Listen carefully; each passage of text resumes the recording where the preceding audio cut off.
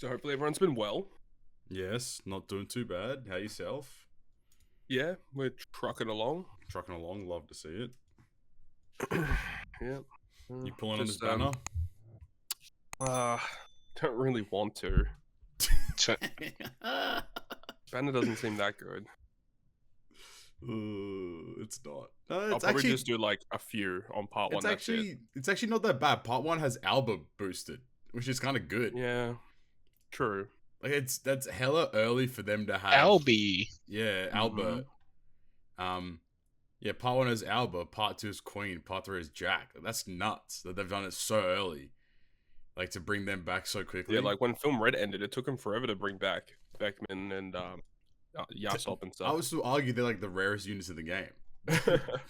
Beckman and Usopp Yasop, like I can't see him anywhere. So yeah, I don't know. I'll do a couple, but I'm not that excited for this banner. Waiting for One Piece Day. One Piece Day should be massive. Oh yeah. It'll be interesting because people keep like yapping like, oh, there's delays, there's this, there's that. Yet like their advertising has been like insane. So yeah, I feel like the delays to the anime were unprecedented, and like the other stuff relating to that on other mediums and platforms should probably still go ahead. Interesting. Because especially the Japanese audience, they don't really give a shit about spoilers. No. Because most people read the manga anyway. Yeah. So they don't really care that much, but it's more of the Western audience that give a shit about spoilers. I just think like it's interesting how like these delays even like occur in the first place. Like, I wonder what's prompting the delays to actually like even happen. It's pretty annoying. Yeah, without a doubt. Like you look at it, like they've got all this advertising set up, they've got everything prepared for the big day, and then just delay on delay on delay, and it's like, well, how are these delays even occurring in the first place? Right. For it to occur. Carter Curry. Oh, what's he doing? He's using his delay. He's 2 million damage to get some delay. Yes, sir. Well, without further delay, what's going on, guys? Oh shit! Welcome back to episode 94 of the Good, Great, Perfect podcast. Flame, look, bud, we don't know what we're gonna do with you, mate. We're gonna have to send you to the realm at this point. I don't know. You're banished from the next 5 episodes of the podcast. You're actually banned until episode 100. If you're late for episode 100, you're off the show. That's a blanket, even including me. You're late for episode 100, you're off the show. But we're here, night in pocket today, as a matter of fact. Yeah. Confirmed. And we have T ... because my Discord refuses to write Todd's full name. So it's weird because like I joined some other Discord calls and like that thing was active where it had like the first letter, then ... but then after a while it just fixed itself. So I don't know what's going on your end. So we got T ... new Toadski clone just dropped. What's going on, bud? he's here. This is actually TCG Toadski, T ... So it's different guy today. But you don't know which channel it is. That's what I'm saying. There's like a lot to talk about, but also like not a lot of like to talk about. It's really weird. It's been a weird month for Treasure Cruise. It's been a weird after party, like post 9th Annie like depression era, but like there hasn't been a lot of like good substance to really occur. Just a lot of errors. One Piece error cruise, I think, is what you mentioned the other day. That is legit. Like it almost feels like I don't know, maybe for like the past 12 months, it feels like every week there's like a new error, bug, typo. There's always something wrong, and I don't know, the quality assurance in the Bandai HQ is at an all-time low. It really is. Like it just feels as if nothing's occurring. They're just kind of just like putting stuff out there, and if there's a problem, like, oh, we'll just fix it. Like, and that's just like the constant cycle there. But I mean, without further ado, I guess we just get started. I don't want to talk about this legend for too long, but Pirate Rumble legend Ivankov came out, if you guys forgot. I did forget, actually.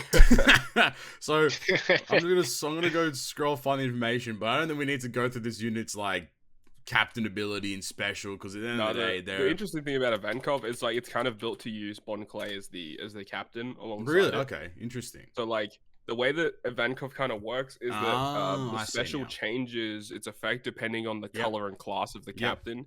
So it's really cool. And they've like, I saw Chaozu made a video where he had a friend captain Ivankov and then a sub Ivankov, and Yep. then he had his own captain set as Bon Clay. So you use like one Ivankov special while he's sci-fi to free spirit, Oh. and then you change him to a different color class and use the second Ivankov, and you get like 3 turns of like a bunch of different buffs. That's actually really smart.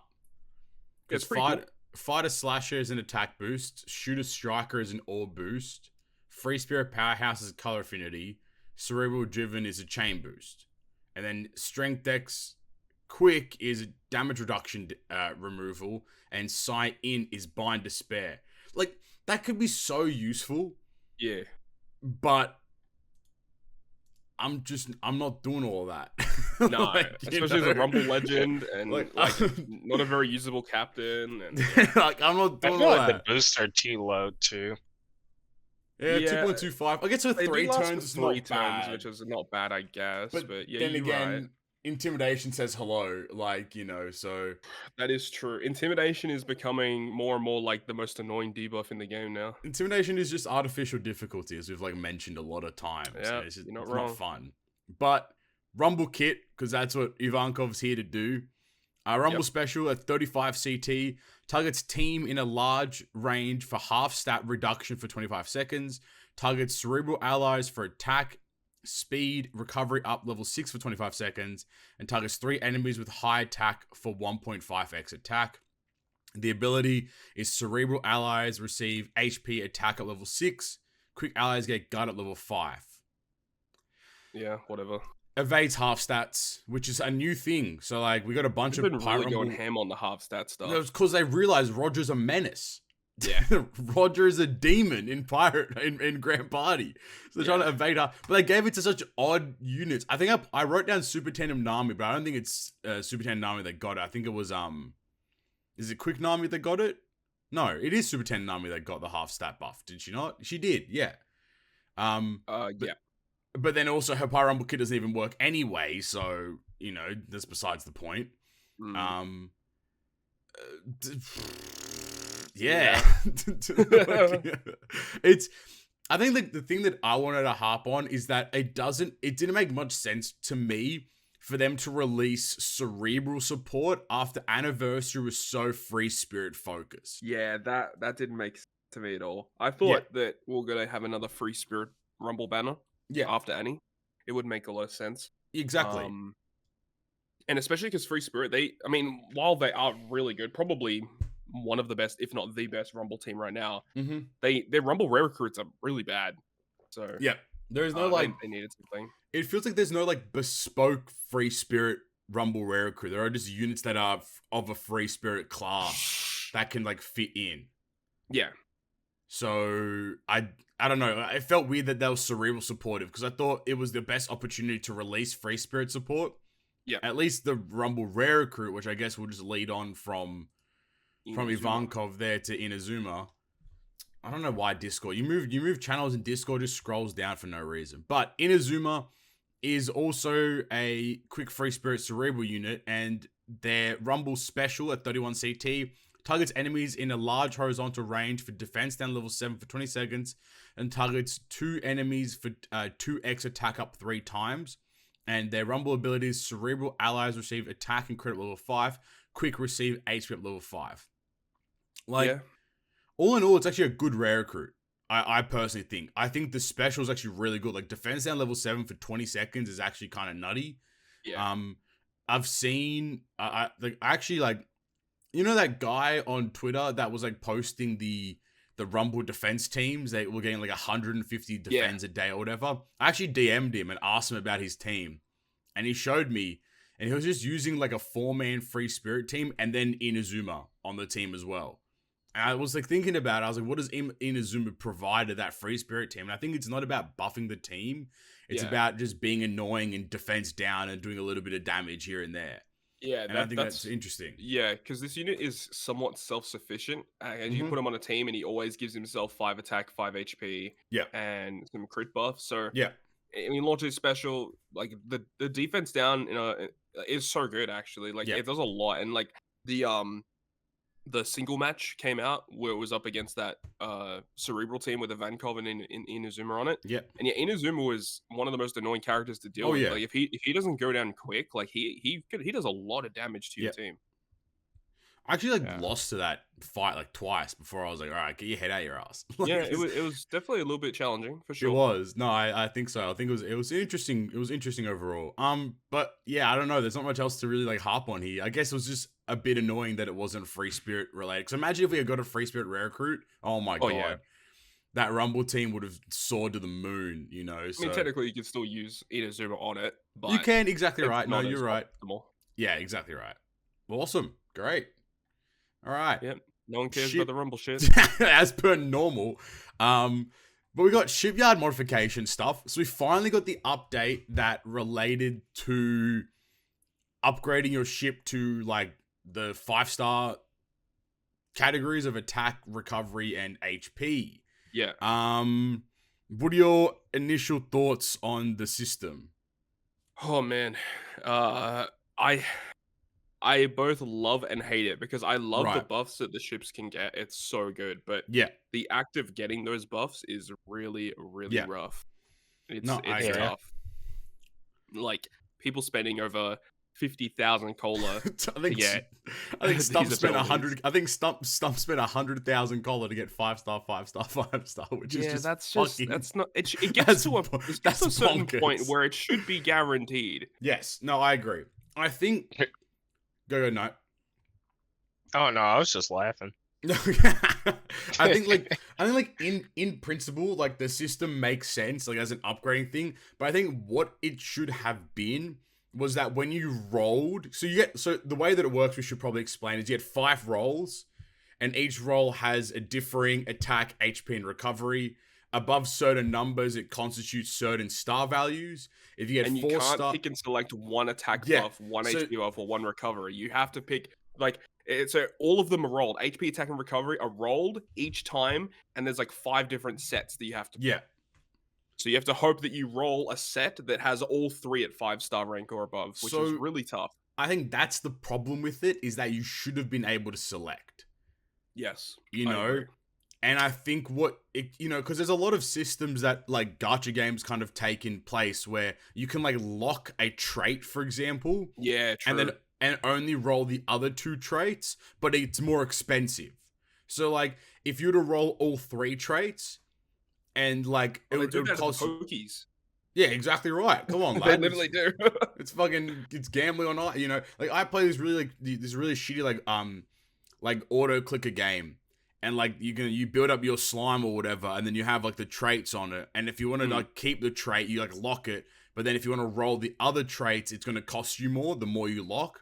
Yeah. So like it's like this incentivized system of, do you want to gamble at all, or do you just want to like be efficient and such? So I don't get the premise of rolling all 5 of them. Yeah, and like I agree. It's just a bit backwards. And what you need like to do like what 10 or 20 rolls to get the guaranteed 4-star. I think it scales up with each time you get it. So yeah, that's insane. Like the first time I did it, I remember it only took like 5 to 10 rolls, but then when you get really deep into it, like it can take upwards of like 20 or 30 times before you even get the guarantee one. And how much is each roll again? 50 cola. Oh. It's not the end of the world, and shout out to the Rayleigh's Bazaar where it costs you 3 gems to get 300 cola. Nice, dude. Yeah, go. 6 rolls for 3 gems. Yep, sounds good. Dude, that sounds great, man. Like, imagine, Stump spent 100,000 cola, man. That's like what? Like 3,000, 4,000 gems. I don't know. There's a few, obviously, like, there's a lot of good ships, though. Like, that's the annoying part, right? Is that... Oh, dude, yeah. There's so many good ships that they're releasing, but... I don't know, there's just that disconnect, which we'll probably talk about later on. There's just a disconnect between what the people behind the game are doing and what the community is like experiencing. Yeah. Well, without a doubt. We'll talk about that obviously in the team letter. That's where we're going to get into the juicer. Yeah. But even like things like the Dinghy gets 2 cooldown and an attack buff. Like the Merry Go gets Despair and Bind removal. Mihawk ship gets Slasher cooldown and bind removal. The Miss Love Duck gets cooldown and an HP boost. The 1000 Sunny is a really good one. It gets attack down and a bind reduction. The Doflamingo ship gets cooldown and chain growth rate by 1.2. Like, holy shit. Like, that's really good. Yeah, for a ship special, that's insane. Rocketman is cooldown for powerhouse and paralysis. The Blackbird ship is damage reduction and charge time by 1 turn. Megalo is cooldown and top row get a 1.7x attack. Not bad. The Ace ship gets cooldown and despair. The Hawkins ship gets boost chance of landing on matching slots and special bind. And the Moby Dick gets cooldown and damage reduction. And then there's the new ones too. Yeah, that was the initial batch of ships there. Like, and I think like overall, it's actually a really good, like, it's not like what the way they've chosen to do the upgrading is bad, but the ship upgrades are actually quite good. And they're completely meta changing. Like, these ships can change the whole. I mean, like, for example, obviously it's not a good thing to talk about, but like the recent grand voyage essentially until recently essentially required you to max out a ship entirely, you know. So yeah, and look, well, I mean, it looks like that there are now teams that can do it. Yeah, without it. Shout out.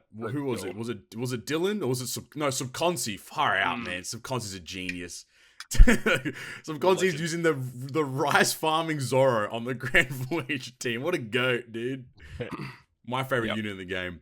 Then we have the Navy ship was better chance of landing on matching slots and paralysis. The Blackbeard ship was 2 cooldown and 1 bind.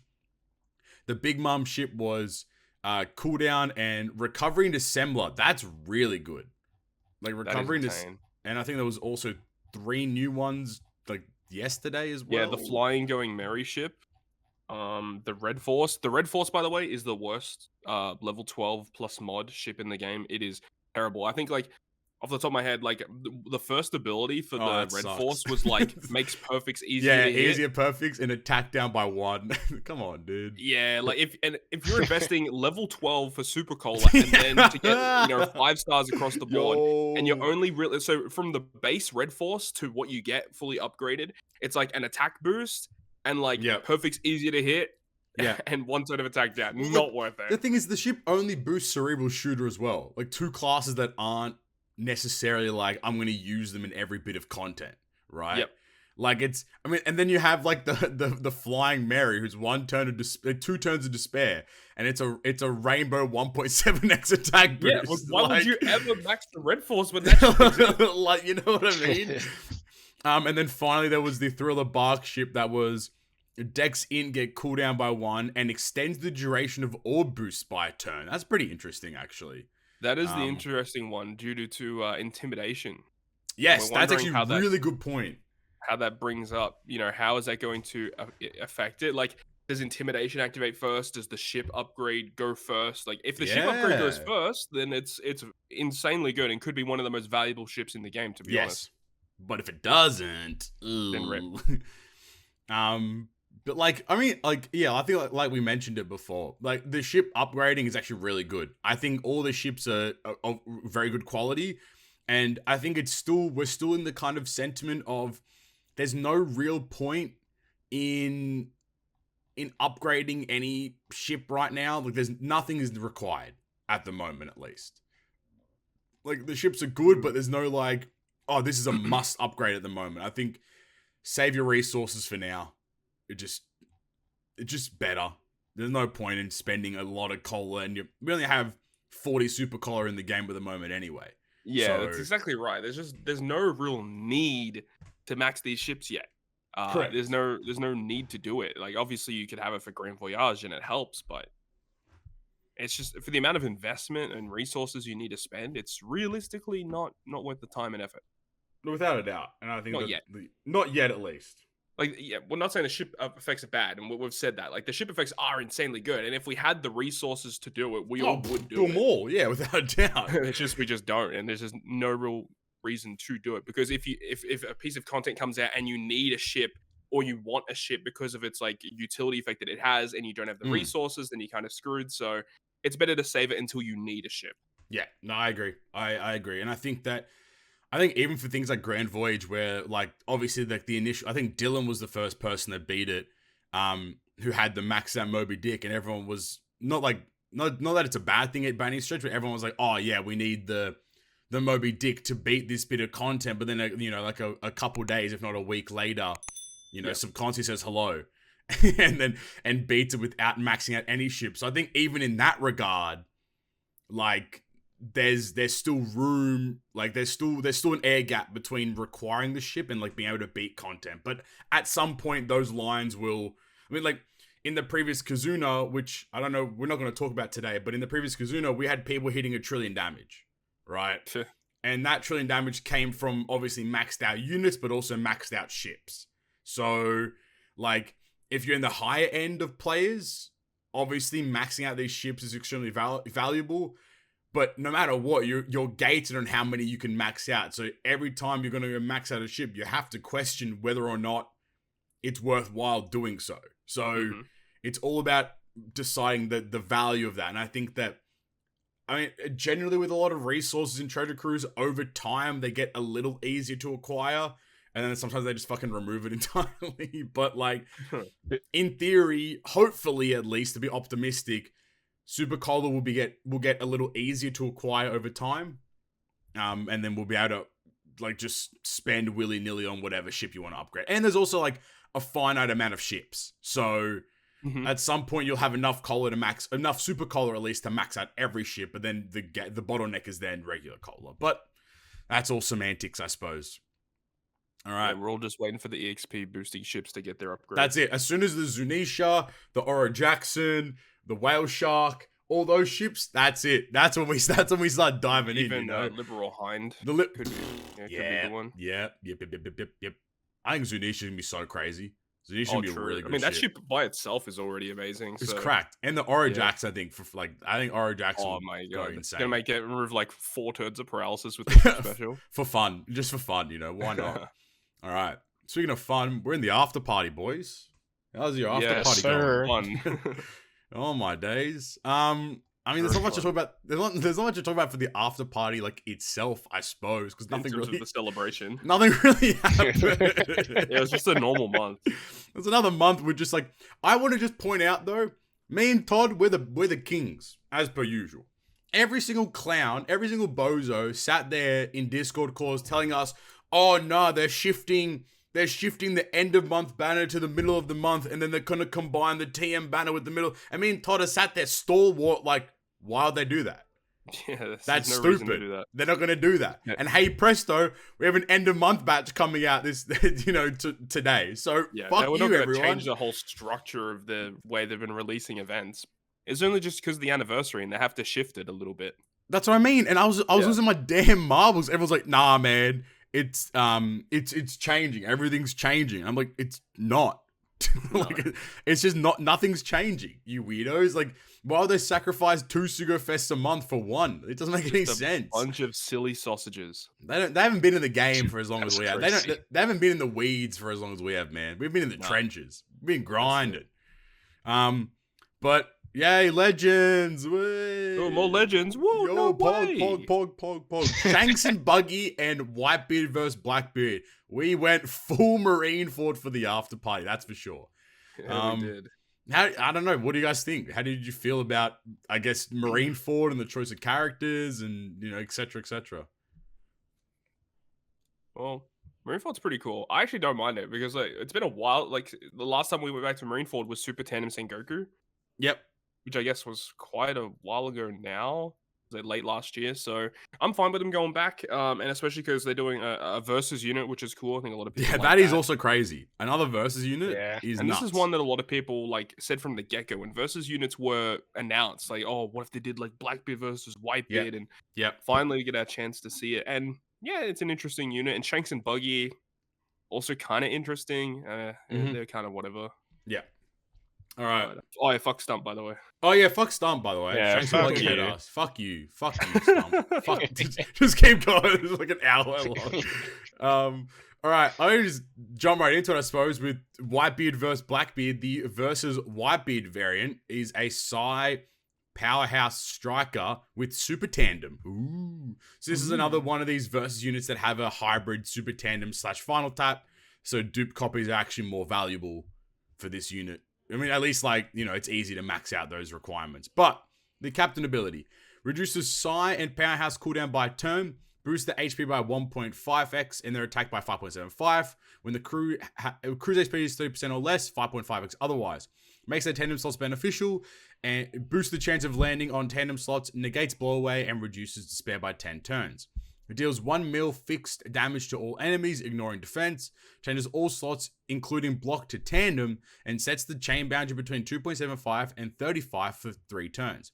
If the crew's HP is 50% or above when specials launch, cuts crew's HP by 80% on the following turn, but boosts Psi and Powerhouse chain multiplier growth rate of their normal attacks up to 0.6. So 0.2 for good, 0.4 for great, 0.6 for perfect. Shout out to those guys. Versus effects. Condition is required to consume 24 tandem slots with normal attacks and by hitting perfects. And then the versus effect is reduces enemy percent damage reduction by 3 turns, boosts Psi and Powerhouse color affinity by 2.5x for 3 turns. Their tandem ability at max requires 1 Powerhouse or Striker and any of the Whitebeard Pirates.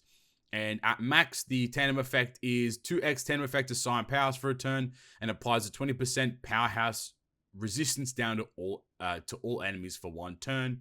Rumble Kit at 33 CT targets Powerhouse allies for guard defense at level 5 for 20 seconds. Targets 2 high defense enemies for 40% HP reduction. Targets 2 low defense enemies for 2.7 attack. The ability, Striker allies receive HP attack at level 6. If the current team is 4 allies or less, gives self attack up defense at level 6. They have a burst. When 7 allies are defeated, targets 3 high defense enemies for a 40% HP cut. Gives Powerhouse allies 20% special CT reduction. And the GP stats are Powerhouse allies receive speed, attack, miss down level 4. Strikers get defense, HP recovery up level 3. And Psi receives CT up level 2 and crit blowout up level 3. Whoa. Whitebeard. Thoughts? Opinions? Concerns? Head ass. I wish I could have pulled this unit, to be honest. Yeah, facts. The other side of this unit is the unit I actually like. This Whitebeard just seems okay. Yeah. Chain boundary, a really good chain boundary for 3 turns is really good. He's a damage dealing special, so that's nice. Full water slots, you love to see it. Yep. And it is interesting that we're getting 2 super tandem Whitebeards within like 5 months of each other. Yeah, that actually is kind of crazy. Yeah, that is strange. Very strange. And the more I think about it, like the more I actually didn't think about it in that kind of capacity. But now that I'm thinking about it, yeah, it's kind of weird. The fact that we got like all those Whitebeard rare recruits, that is a good thing because like the Dex tandem Whitebeard we got earlier on, like basically had no good Whitebeard characters to use with him. Yep. And now we have like all these new rare recruits, and yeah, now you could use that super tandem Whitebeard, but you could also just use this Whitebeard. This one as well, exactly right. I mean, this Whitebeard is better than that other Whitebeard because I would agree. Terrible captain. But this guy's pretty good. I like that he has the inbuilt removal to get rid of to resist blowaway. Like that's just unique. Not too many characters have that. And the despair reduction is nice. Pretty cool. I think it's just a very solid legend. Like it's one of those characters where it's like you don't have to chase for it, but if you acquire it, he probably will be beneficial to some degree at some point at least, you know. So I like the idea of at first I was a bit annoyed at the versus effect requiring 24, but the fact that it's perfects and tandem slots, and if you do both at the same time you get 2, like in theory you could max out the versus effect in 2 turns or 2 stages, I should say. So like it does make sense. It's still a lot though. 24 is still a lot to get through. In normal content, that is actually going to be very, very hard to get.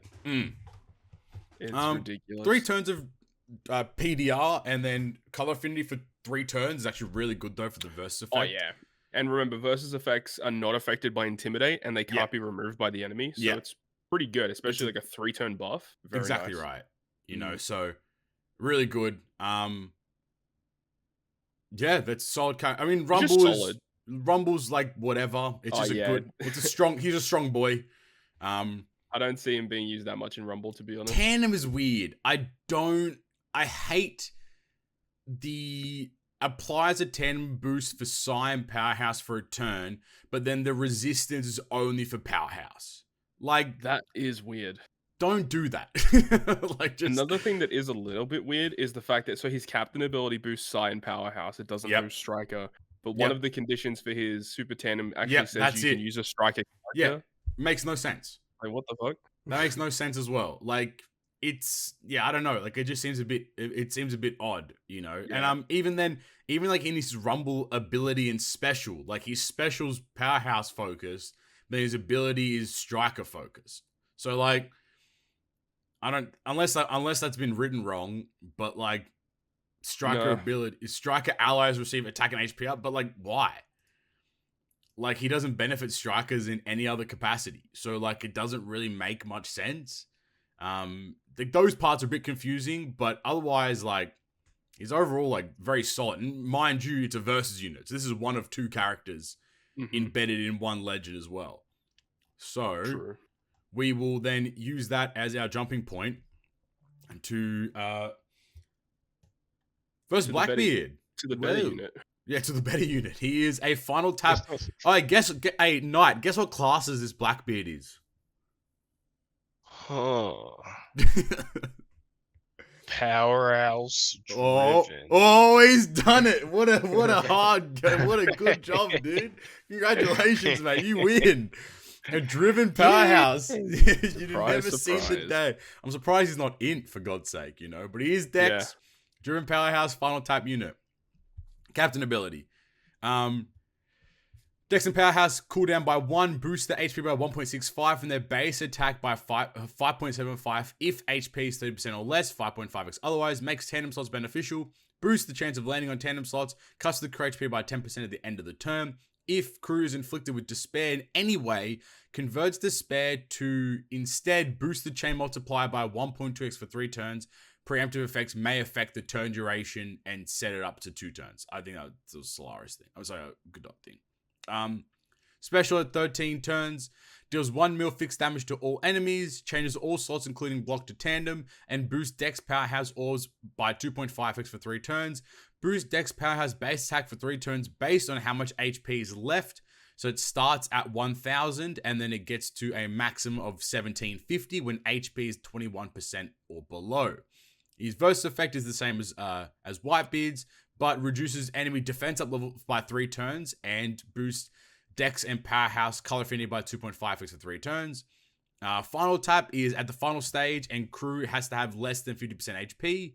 And at max, it makes own normal attack AoE. AoE and applies a 50% Dex resistance to all enemies for 1 turn.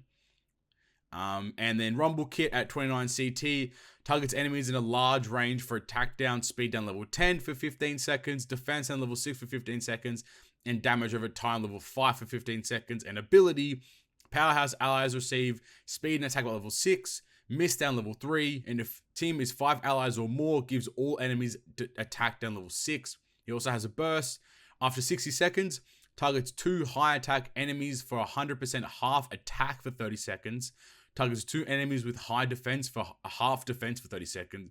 And targets 2 enemies with high CT for 50% CT rewind. GP stat. Boost allies, Jesus Christ. Powerhouse allies receive special CT up level 2, speed crit up level 4. Driven allies receive defense, HP recovery level 3. Dex allies receive attack, crit, blow away up level 3. He's just a much better unit, reading him again. Like, he's just a much better unit. Yeah, this unit's really strong. His special's a bit, like in, I don't know. No, it seems it's a bit wonky. Yeah, I agree. That captain ability is really good. Captain ability is cracked. The fact that you are never inflicted with despair. No matter how much it is, no matter how it's done. First. If you're binded first, then inflicted with it, you will still get it. So it's all about order at that point in time, which is really interesting. But yeah, basically, if the enemy inflicts despair to you, it's like it's acted as if it never got applied, and then instead you just get a 1.2 chain multiplicative buff. It's which like, is okay, crazy. You know what I mean? And obviously, shout out to Squad, who's a support unit. Oh that yeah, that's support. Yeah. I mean, I'll just quickly jump to that because I think chatting about Squad's important to this unit. His support ability attaches to. It doesn't say here. No, it does. Ace, Whitebeard, Blackbeard, Sengoku, Akainu. And the ability is once per adventure when the supported character is your captain and uses a damage dealing special, spares the supported character for 10 turns and boosts the attack of powerhouse characters by 2.5x for 1 turn. And reduces enemy resilience duration by 4 turns. Like, so good. In one unit, what? You get an attack boost, you get an orb boost, you get a color affinity, you get chain multiplicative, you get a base attack boost, full board of orbs, 1 mil damage, and then a versus effect potentially for color affinity. And you get defense down as well from the versus effect. And if you final tap, you're gonna do a massive ton of damage. Like, and that's all from like one unit and their support. Yeah, that's it. And that means you can really kit out the rest of your team to like build a super tandem or do something different. Like, it's a really flexible, and I mean, like, this combination made it easier to clear obviously Grand Voyage, but obviously this is like a premium. You have to have the unit and the support as well. But like, all in all, like, Blackbeard just seems better than, once again, Whitebeard L. Another Whitebeard unit that sucks. Not sucks, I should say, but like, Quickbeard's still the best Whitebeard. Quickbeard is still the best Whitebeard, and is like one of the most cracked supports as well. Still, so like, oh, true, I forgot about that. I mean, I guess if I had to nitpick, I don't necessarily like the final tap of 50% damage dex resistance to all enemies for a turn to himself. But I guess at the end of the day, that's still like a 1.5x attack boost for free on himself. Yeah, I prefer what he has over boost base attack by 1500 for his final tap. Just a simple base attack boost. It's fine. It's not great, but it's better than nothing, I guess. And it's only really good when you get it to level 5. Yeah, exactly right. Like, all the other ones are pretty bad. I mean, like, I think because this is the same final tap that final tap Kid has, right? Similarly, at least, like, it does. Yeah, the only difference is instead of the resistance down, you get the 4.5 chain lock. Oh yeah, I forgot about that. That was controversial. Yeah, and that's still pretty bad now because there was actually I was doing a showcase. I can't remember who I was using as the captain, but I final tapped with Kid. But the thing is my chain that I got was actually higher than the 4.5. Oh, that sucks. So I actually did less damage for using Kid's final tap. Like, it's just dumb. That's ridiculous. Thing. So hopefully when he gets an eventual 6+, that final tap gets a bit of a change. They should, if they would have improved that final tap, it should be like, it should check what chain is higher. And if your current chain is higher than 4.5, it uses that, or maybe it adds like plus, like, it adds plus 4.5 to the chain when you use his final, or something like that. Yeah, that would be nice. Lines. Yeah. Rumble again. I mean, actually, no, I'll take it back. His Rumble kit is like hella annoying. Like, I can see him being used in like defense teams. True. But I think at the same time, global players are very privy to like good units. They just avoid anyway. The other thing as well is that in like Grand Party and stuff, like, people were saying, oh, what if you use this on the Dex team? But like V1 Blackbeard is still a thing. V1 Blackbeard is so good as well. Like, he's actually so good. So I don't at the moment, I don't think this Blackbeard replaces that one. For the time being, at least. Yeah, and especially because V1 Blackbeard's so old, a lot of people already have like pretty good investments in it. Exactly like, right. It's hard to get good investments on new units. Yeah, a pool of unit. I don't have this guy. It's the same thing that we discussed with Stump and that, like, whether you use Psy Odin or Odin Toki on your free spirit team. It's exactly right. You can use both, but Psy Odin, a lot of people have at fully invested. So yes, it ends up correct. Being better. No, I agree with that wholeheartedly. I think that I really like his kit because it's just like a hey, fuck you kind of kit. It's just like, I'm going to despair you and debuff you and be really annoying, and you're not going to be able to do any damage and be really slow and have low defense, and every time you move, you're going to take damage, and it's a really good kit. Yeah. But even like the GP stuff, I think it could see play, but then again, driven, like, powerhouse teams aren't that great. Driven teams are pretty good. Dex teams are all right, but I mean, Roger's still the GOAT. Like, Roger's still Roger. Also, I think in the upcoming Grand Party, Psy isn't debuffed for the first time in a while. So it's like, Dex this time. so Roger's just gonna run rampant, like So have fun with that, everyone playing Grand People Party. can now use their Psi-Free Spirit teams without Yeah, we're- those stupid debuffs. We're back, baby. We're But back. Int and Driven both got buffed again, so surprise, surprise. Happy days, good for them. All right, I think that's it. Nothing else to really say on this legend here. But what are your final thoughts out of 10? As a package, I mean, Yeah, as a package is it's the a important pretty part nice to think unit about. to have for sure. Yeah, I I'd probably agree. give them like an 8.6, maybe like an 8.4 ish. I think I'll meet you in the middle and I'll give you them an 8.5, I reckon. I think they're a solid. Since they're together, they're worth a lot more. But if it was like Whitebeard solo and Blackbeard solo, Whitebeard would get like a 6 and Blackbeard would get like a 7.5 or something like that, I think, for myself. Yeah, I'll give him like 8.5. There you go. Happy days. And now into the fuck stump unit. Shanks and Buggy. Who would have thought it? Buggy finally getting a legend after so long. He's back, baby. Let's go. Yep, he is.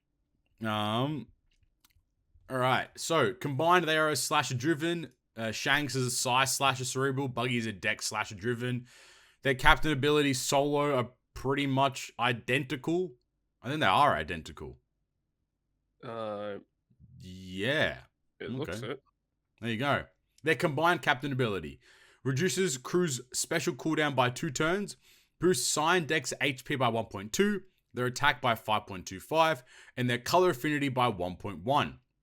Makes Psi, Dex, and tandem slots to crew beneficial, heals for 1x the recovery for every perfect at the end of the turn, and extends color affinity, boosts launch from specials by a turn. Their special is paralysis and attack down reduction by 7 turns, locks crew slots for a turn, boosts Psi and Dex color affinity by 5.25 for 2 turns, and becomes Shanks and Buggy for 3 turns. If crew has an already active color affinity for 2 turns or less when the special is launched, buffs the color affinity by 2.75. Otherwise, if the color affinity boost is 3 turns or more, reduce it by 2 turns and buffs it by 0.75. Their swap at base is changes own slot, including block to tandem, and applies a 15% Dex side Dex resistance down to all enemies. And their swap at max changes own slot and adjacent slots, including block to tandem, and applies 30% resistance down for side Dex. They have a final tap. Their final tap is at the final stage, and at max, it's boosts own base attack by 1,000, which can stack, and sets all enemies' defense to 0 for a turn, and applies a 2.5x defense down conditional boost for a turn. And their Rumble Kit at 32 CT targets enemies in a large range for defense, speed down, attack down level 5 for 15 seconds, targets all enemies for 3.6x attack. And their ability is Slasher allies receive HP, attack at level 5, crit up level 6. When this character hits a crit, gives self attack at level 2 for 3 times. Their GP burst is deal 55,000 damage, targets team for half stat reduction by 30 seconds, targets Psi and int enemies for attack defense down level 10 for 20 seconds, and targets all enemies for 2k fixed damage. Their GP leader is Slasher allies receive attack and speed at level 4, special cooldown up level 2, and Dex allies receive attack, HP, crit up level 4. This unit is actually pretty good. Yeah, they're an interesting unit. Yes. I hate their captain ability. I never ever want to use this unit as a captain. I hate captains that have like low multiplier but give more color affinity. They just feel really bad to use. Again, like it's I hate to keep using the word artificial, but it kind of is artificial damage, right? Like it's you don't if you're tapping effectively do you get what does it go up to then? You get like what? You get like it goes up to like 5.8 or something like that? Yeah, it's like 5.77 or something like that. Okay. Like Whitebeard and Blackbeard just outright give you 5.5, 5.75 with a matching slot. Like, so yeah. Like obviously like you're intending to use this unit in effective content, but at the same time, like you're just negating damage from like if I have to bring a strength unit because it fulfills my requirement or whatever, that unit's only going to get a 5.25x boost in the long run, you know? So, like, You know what it's I weird. kind of realized what it is? You know what I hate about this unit? What's up? They're a color affinity focused captain, but they only boost 2 colors. So if they switched it around where they boosted classes instead, so that you could actually run multiple different colors, that would actually make sense.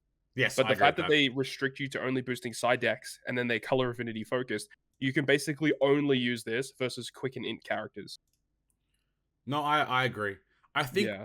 I think because Shanks and Buggy both are slasher units, they could have easily done side deck slasher in the Yeah, they captain could've. ability, and at least that would have given you a little bit more wiggle room, I suppose. Yeah. But it's a bit weird in this regard. Their special is interesting as well. Yeah. What do you think, I initially reading, I didn't like the special, but after using it, this special's actually really freaking insane. Because the intention is to more or less the intention is to potentially use double Buggy Shanks, right? Or at least have a that's where color you can affinity get the boost most out of it. Yeah. Like, because if you have a color affinity boost for 2 turns or less currently active, it sets it to 2.75. Then if you have a color affinity boost that's 3 turns or more, it reduces it by 2 turns but buffs it by 0.75. So if you're using double Shanks Buggy, you can get a 3.5x color affinity boost by popping both of them, which is Pretty crazy. kind of nuts. But I mean, that's not limited to them though. The best way that I found where this character will probably see the best usage, so their special only gives color affinity to Psi and Dex, so that's fine.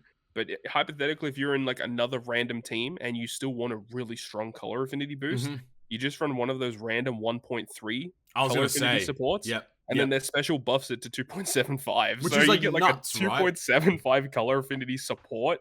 What the hell? Like the thing is, like, especially like even if you're doing things like you have a support unit on like on a unit, and then Shanks and Buggy's your captain, so like, and you're running double of them, you're gonna get a you could easily like eke it. You're running one of them even. You could easily eke it out to 2.75, and then like finagle it to even get that support color affinity like 3.5 or whatever.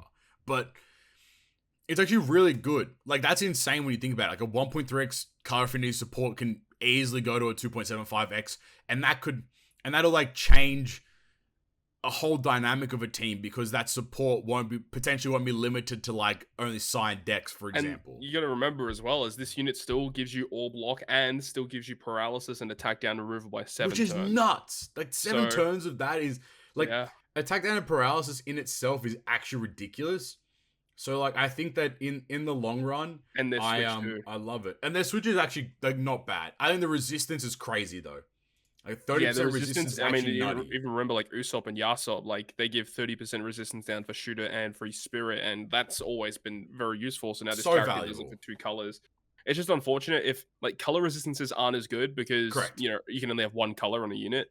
Yeah. So not like, you know, with class resistance where you can have multiple resistances at the same time.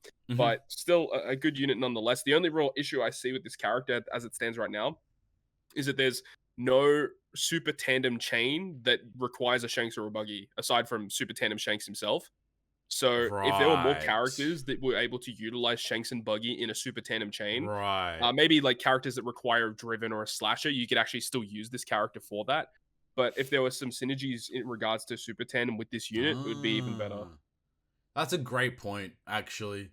You do miss out on a lot with them not being... Like, Super Tandem is so valuable. It's the same with Croc and Dofi, which we'll get to later. Yeah, that's also a really good point, too. Yeah. But their final tap as well. I'm not a big fan of their final tap. I think... No, I agree. People when they first read, like, oh my god, 2.5... Oh, 2.5 conditional boost final tap. That's crazy. Yeah, but like... Bruh. Immunity says hello. But also if you're already using Nico Robin, you're already giving 2.25 conditional for the whole crew, so you're only getting like a 0.25 extra and a 1000 base attack boost. Like, correct. It's not as good as what you think it is. And as you said, like even if you're using it in normal content, not a super boss, the enemy will just have a defense down immunity or a full immunity buff, and then it does nothing. like immunity says hello every time. Like it is a terrible final tap. It is. It's not good. Like, and I can understand it. Like, that's cool and all, but like, you're not gonna get the benefits of the final tap a lot, and you won't get more damage because of it as well. You know, so like, Yep. it's I think I agree with 100% what you said. Robin says hello as well. Like, I'm just gonna give you a 2.25x defense down and call it a day. You know, like like that little extra bit of damage is not that much to. There's a lot of other final taps I'd much rather use. You know, like Exactly. So yeah, I agree with you. Their Rumble kit is interesting. Slash has got a nice little buff. I know you are harping on about these, Don. So what do you think about them? They are so good. They're one of my favorite units to use in Rumble at the moment. Okay. They just do so much damage. It's crazy. And like they do defense down and speed down and attack down, and then like they hit everyone. They just guaranteed to hit everyone. And especially if you're running in a slasher team where they're hyper offensive, lots of special CT, they launch their special very quickly. They have very, very high power. And more often than not, they'll get a couple knockouts. They're just so strong. Because that's actually cracked though. Like targets all enemies for 3.6x attack. Yeah, I don't think people realize how good this unit is. All enemies is a lot. Like it's that's nuts. And their GP kit is also really interesting. It is a Roger counter. Like it's literally it's created to counter Roger, even though Roger's still gonna run rampant. But like, it is very much so created to just counter Roger. So I think even that in its own regard is really interesting. Like, yeah, I'm very interested to see this season to see how we're able to, because I want to try this out. Versus I was gonna say, are you gonna give it a shot? 100%. There we go. And because it works so well, because after you deal 55,000 damage, the opponent should have their Roger burst. You just keep your burst until they use theirs. Yes. You use yours, and you straight up counter it, and their burst does nothing. Yeah, and then you're the one that now has the advantage with your burst, because you'll get. Yep. And like, it's also like good. Like Slasher, Dex, and Psy are just 3 great teams as well. Yeah, you can build so good teams out of that. So like, you can really do a lot with that. So like, I think it's a good unit. Like, I think this is going to be one of the more underrated units this year. I would potentially argue. Like, I think this is a good. Like, okay, so then I guess first things first. Out of 10. What do you guys think about this legend? 8.65. I think I'm an 8.75 for myself. Round us out, Knight. What are you thinking, bud? I have no idea, honestly. Like it, so they sort of feel like, I don't even know. Not a feel, but they sort of seem like Vivi Becca, kind of. Like the first one. That's a good point. But then they do like more crew like debuff removals and stuff like that. But I don't know, they seem okay. I haven't watched any gameplay from them. I saw a stump post a video, but I'm not watching that. Fuck him. Fuck that guy. Yeah, man, bro. I see the vid I see the vid, I dislike it. You know what I'm saying? I ain't fucking watching none of that. All right. I'll give him like a 8. There you go. I think actually I reduced my score a bit. I think I would go back to like an 8.4 and 8.5, because I thinking about their captain ability again is like, ugh. Yeah, it's bad. Yeah. Damn, sir, are you skipping my score? That's crazy. He's here, everyone. Shit. Right on time. Welcome, Flame. I've been for like 15 minutes. Yeah. Welcome, Flame. I changed the view on the video so it only pops up when someone's talking as opposed to all the names appearing there. So I just didn't notice, man. I've been too much in the source. Flame. What are your thoughts on Shanks and Buggy, dude? So I took a glance at them, and when I first pulled them up and Todd posted the thing, I was like, holy shit, like these characters do so many things now. Kind of like what you guys were saying earlier, characters that are color affinity based are always at a little bit of a disadvantage based on, the missions you bring them on, they won't perform as well based on the affinities and whatnot. I kind of think only doing their super swap is adjacent orbs for block, right? Correct. Yeah. Yep. Yeah. I kind of think that's a little ass, to be honest, for I agree. Like a 2023 unit. But they do the 7 turns of paralysis and attack down, which is really nice. But I feel like there's a lot of other units you could just use, to be honest, that provide that with like captain effect abilities and whatnot. Also that true. can give you like just higher bursts of damage and whatnot. But I do feel like for like Kizuna and stuff, like you could probably get like really really nice turns off with these characters. So I mean, as like a post Annie batch, I don't think it's that bad, and it's an interesting unit that definitely should have been a unit like way long ago. But yeah, I would probably give them like an 8. Yep. I agree. Everything you've said there is gold. And I think that segues us into a little promptu conversation I want to have. It doesn't have to be too long, but how do you guys think this after party compares to last year's after party? Worse. Just that's it. Lauren Kid. It's hard to go past Lauren Kid. I think Lauren Kid is so far clear. Last year's one was so good. Those units are still good to this day. And I mean, Law got even better with Intimidation, having a 2-turn orb boost as well. Like, you know, like Law's value has been incredible for so long. Mm-hmm. So it just feels a bit weird that like there's been such a diminished value from like this year's after party. Just seems like a regular batch of legends. You know, like there's nothing too exciting. Like there's nothing too like grandiose about these ones, but last year's release was as if those legends could have easily been part of the Super Sugo Fest. Without a doubt, you know? So it's an interesting, like, balance between how they approach it. I just think that this year's was very lackluster in comparison to last year's. Like, I pulled on last year within a microsecond because I was like, these units are going to be incredible for a long time. Mm-hmm. Yeah. I think they probably should have made one of these units Sugo Rush. Or Rush Sugo, I should say. Bro, where are the Rush units at? Come on. We got one. That's all you get. How are they going to bring out this new mechanic? Hey, nah, get back in the pocket, man. Get back in the pocket, man. Don't be saying none of that. I don't know. Like, I think one of them definitely should have been a Rush Sugo legend. Like, it just would have been nice to have something. But I mean, maybe they were gonna save it for you know who eventually at some point. But we'll see how we go. Who's that? Who's that Pokemon? Voldemort. Yo, he's coming to the game. I got a question. Out of all of them, what was your favorite after party batch? I need to actually peep now. Well, so there was like Law Kid last year. The year before that was Whitebeard versus Shanks and Marco. That was tough. I think Sabo Koala was one, like the OG one. Yeah, I think that was after Luffy Law. Yeah, that was my favorite. They went crazy. Was red. So, and then that treasure map where if you didn't have Sabo Koala, it was absolute garbage. Hawkinson Kid. Yeah, the first super type. Hawken and Kid. Oh, yikes. I forgot about that. I guess, like, technically speaking, cringe. There was no after party on Anniversary 1.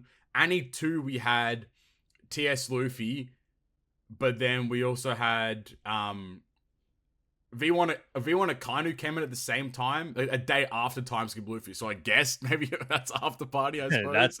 that's crazy. V1 Brook and Legend Lucy, and you had Judge came out a month later, so that's whatever. Oh, yeah. The first German release went crazy. Yeah. V1 Mum and Big Brook.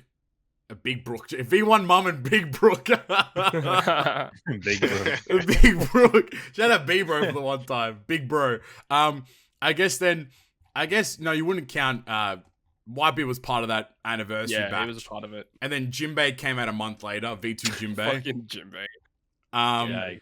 You had V1 Kaido for 5th Annie, and then like half a month later, you had V3 Kuzan. That was weird. The following Annie, you had Luffy Sanji, Sweet Commanders, and Germa, and then at the end of that month, we had Kaido versus Big Mom. So I guess that counts as that was after cracked. Party. Oh, that's insane. Yeah. And then moving swiftly on. Jesus Christ, so many more legends started coming out. That's fucked. V2 Odin and Kinemon Denjiro was the next global anniversary.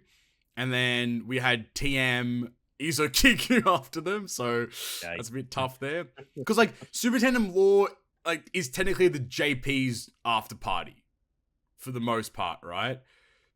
Yep. So like that was them, and then this year we had yeah, then that's weird, man. I don't know. I still think Super Tandem Law was the best after party for a JP anniversary period.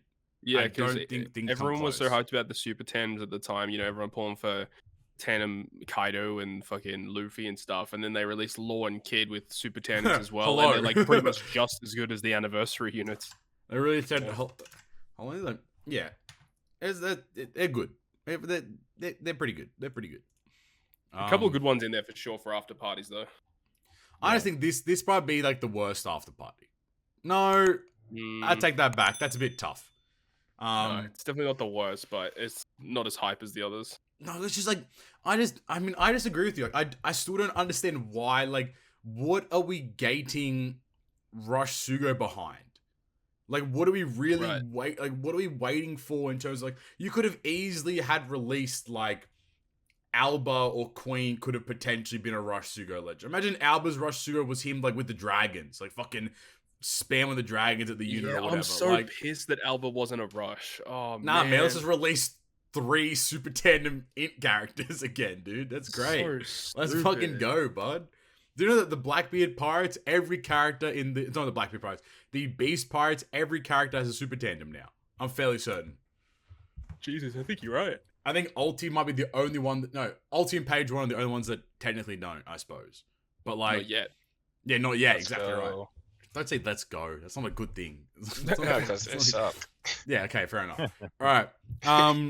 We got a bunch of new level limit breaks. I'm not going to read them all because fuck you. But the cool thing about this batch that I think is the important part to like bring up is that TM rare recruits, not rare recruits, TM free to play units got level limit breaks. Yes, sir. Which is actually like incredible. Like, this is actually a really, really, really good thing. So yeah, I'm happy about it. Mihawk, Whitebeard, Ace, Cavendish all got level limit breaks from the old batch, I suppose. And then Calgara and Nolan, Pirate Rumble Rare Recruit, and Pirate Rumble Rare Recruit Kaku also got level limit breaks. Mm-hmm. Which are just, like, it's just good. It's just good eats. We're eating good. Like, about time. It's been like 4 years. Like, that we've needed to buff these TM characters for a long, long time. And it's about time that it's finally started occurring. Yeah. Tashigi got one.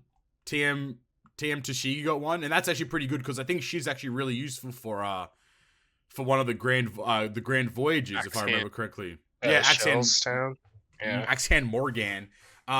Feet Pick Stussy got one. Shout out to Stussy one time. Let's go. Is that what Vivi is this? Is this the base Vivi? It's TM. Oh, TM Vivi. I thought it was like that random ass rare recruit Vivi that gave you like a matching slot on the final stage. Oh. What the hell? Conus got one, and fuck me. Toy Soldier and Rebecca got a level limit break. That's fucked. I can't believe they chose them for a level limit break. That's not okay. Like, they're already so cracked, and they got one as well. So good eats. But we had 2 legends get level limit breaks. We'll talk about Luffy and Ace a little later, but we got V1 Big Mum 6+ got her level limit break. Mm-hmm. You know, because the OPTC girls batch came out, and, you know, shout out to V1 Big Mum for the one time. I don't know if I even want to bother, but her own base attack goes up to 15x when she's in rampage mode. That's pretty interesting. Up from 12x when she was in her 6+ before. It's pretty good.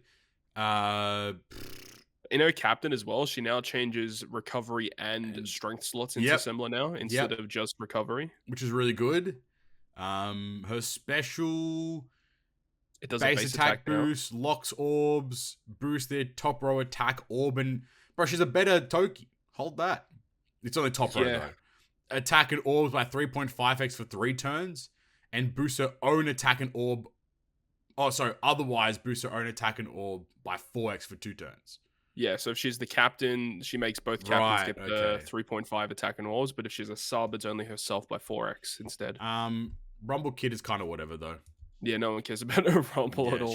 She can respect. Remember when Rumble first came out and everyone was like, "Oh my god, Big Mom's so good. Do you want a Kainu bullet, yo? Strength team Pog. Let's go. Snake Man.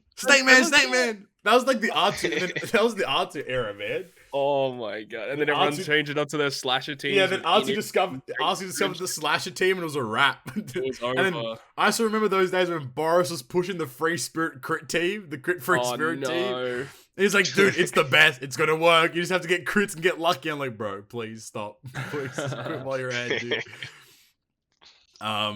It's good. Like, I think she was one of the oldest units that still needed a level limit break. I think now, Luffy and Ace actually did get one. I probably should change that on the graphic here. But sure. I think the oldest unit now that doesn't have one is Kung Fu Luffy, rest in peace. Shout out Godot for the one time, and V2 Shanks still doesn't have one. V2 Shanks not getting anything. And then also Whitebeard and Marco. So the old Marineford batch can respectfully hold that in reality. So it's kind of tough in that regard there. But actually, no, I take it back. V1 B1's newer than those units. So wait a minute. That doesn't help at all. It's interesting. So I think, it's good. Level limit breaks are always a nice thing to acquire, especially for the older units. They can potentially see play, but I don't know, V-Bum, Big Mom is whatever. It's cool, 15x attack, but it is what it is. It's not gonna be that wow at the end of the day. All right, moving on swiftly, immediately, even some may say. Kizuna versus Luffy and Ace is currently ongoing and will finish today at the time of recording. What are your thoughts on it, bud? Yeah, the Kizuna was... it was actually, I will say, this was definitely one of the more difficult Kizunas to build a one-team versus all against. Yeah, I agree. There's lots of just really annoying gimmicks and stuff like that, and having the new Blackbeard character helps a lot if you're lucky enough to get him. But yeah, it was just a pretty generic Kizuna. One thing that is kind of interesting as well, which they also did in the anniversary Kizuna, is they've added one of each of those other tablets, which is every tablet is now available in the Kizuna box in the box 7, which is aside from the golden tablets. Yes, of course, but about fucking time. It's been over. How long have we had hunger and stuff? 2 years maybe now. Well, it is still annoying because you can only get one of each of them in each box. Yeah, on box 7, there's only one ship bind, one hunger tablet, but then the others have 5 of each. It's bro. So stupid. But then, in the Super Boss, there was 3 of each. So, so which is weird how they'd mitigate it for the main Kizuna where you don't get as many tickets, but then for the Super Boss Kizuna where you get more tickets, they give you more. I guess they have more items in the boxes anyway, so it's still harder regardless. But it's a good step. Thankfully, they've done something right, So we value that a lot. But with Kizuna versus Luffy and Ace did come the 6+ of Luffy and Ace. Finally. About them. Kevin has finally made it. He's here. He's 6+. He's ready to rumble. He's okay. He's okay. So their combined attack is now 5.25. If they have a matching slot, 5x. Otherwise, it makes quick and strength beneficial. Reduces damage taken by 20%. And reduces crew's a special cooldown, a special reverse by 5 turns.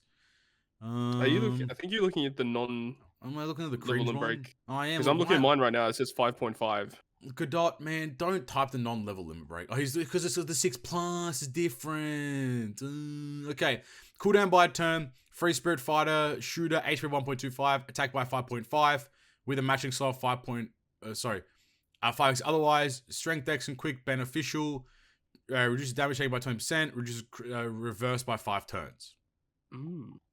Not bad. Pretty strong. Their special though is where they also have the single form and then dual form special, which is they changed their super switch. They gave them a super switch actually to do that, which is actually really interesting. Switch allows them to combine into their dual form. Cool. That's interesting.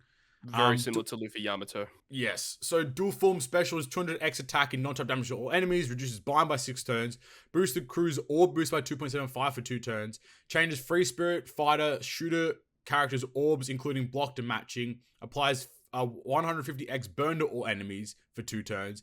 If the crew has an orb boost active, boost crew's attack by 2.5x for 2 turns. If captain is quick or strength, applies 2.25x ignited conditional boost for 2 turns. Their swap is paralysis, despair, slot bind on themselves completely. And this is the super swap. Changes own slot, including block, into matching, and sets chain boundary from 2.5x to 15 for 1 turn and becomes Luffy and Ace for 3 turns. How do you feel? I don't know how I feel about this unit, actually.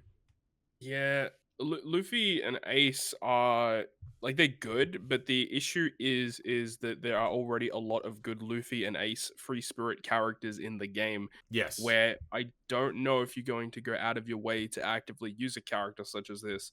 I will say, though, the captain ability to resist special reverse is a really, really nice piece. I like that about the unit. The issue that I have with this unit is the fact that their super switch allows them to combine into their dual form, and obviously when you have them in their dual form, their special gets a slight buff.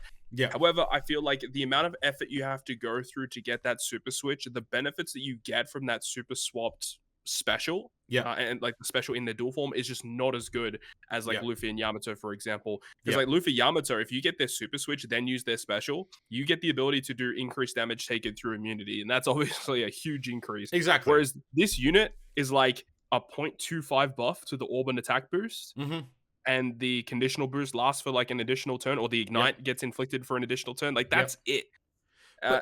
The juice ain't worth the squeeze. No, absolutely not. And the ignite condition doesn't go through immunity, I believe. Correct. Yep. Which is a big problem. Like, I feel like even if they just form, did that in the super swapped form, that would be more than enough. Like, buff the numbers, but then make the ignite conditional go through immunity. So at least there's an incentive to swap. You know, like, there's way more value in that kind of regard. I can see this unit being very valuable for like TM, like for just like make your teams less annoying. Like, special reverse is really good. I mean, like, in the last treasure map, people were using Ace, Halloween Ace, because he just got around a lot of the debuffs from his captain ability alone, which is super valuable. So I can definitely see that this unit also being really valuable come like TM, when you just want to have a unit that just like, I don't want to think about special reverse, so I'm just going to bring this unit and call it a day. Exactly. The swap is good. Setting the chain boundary is nice.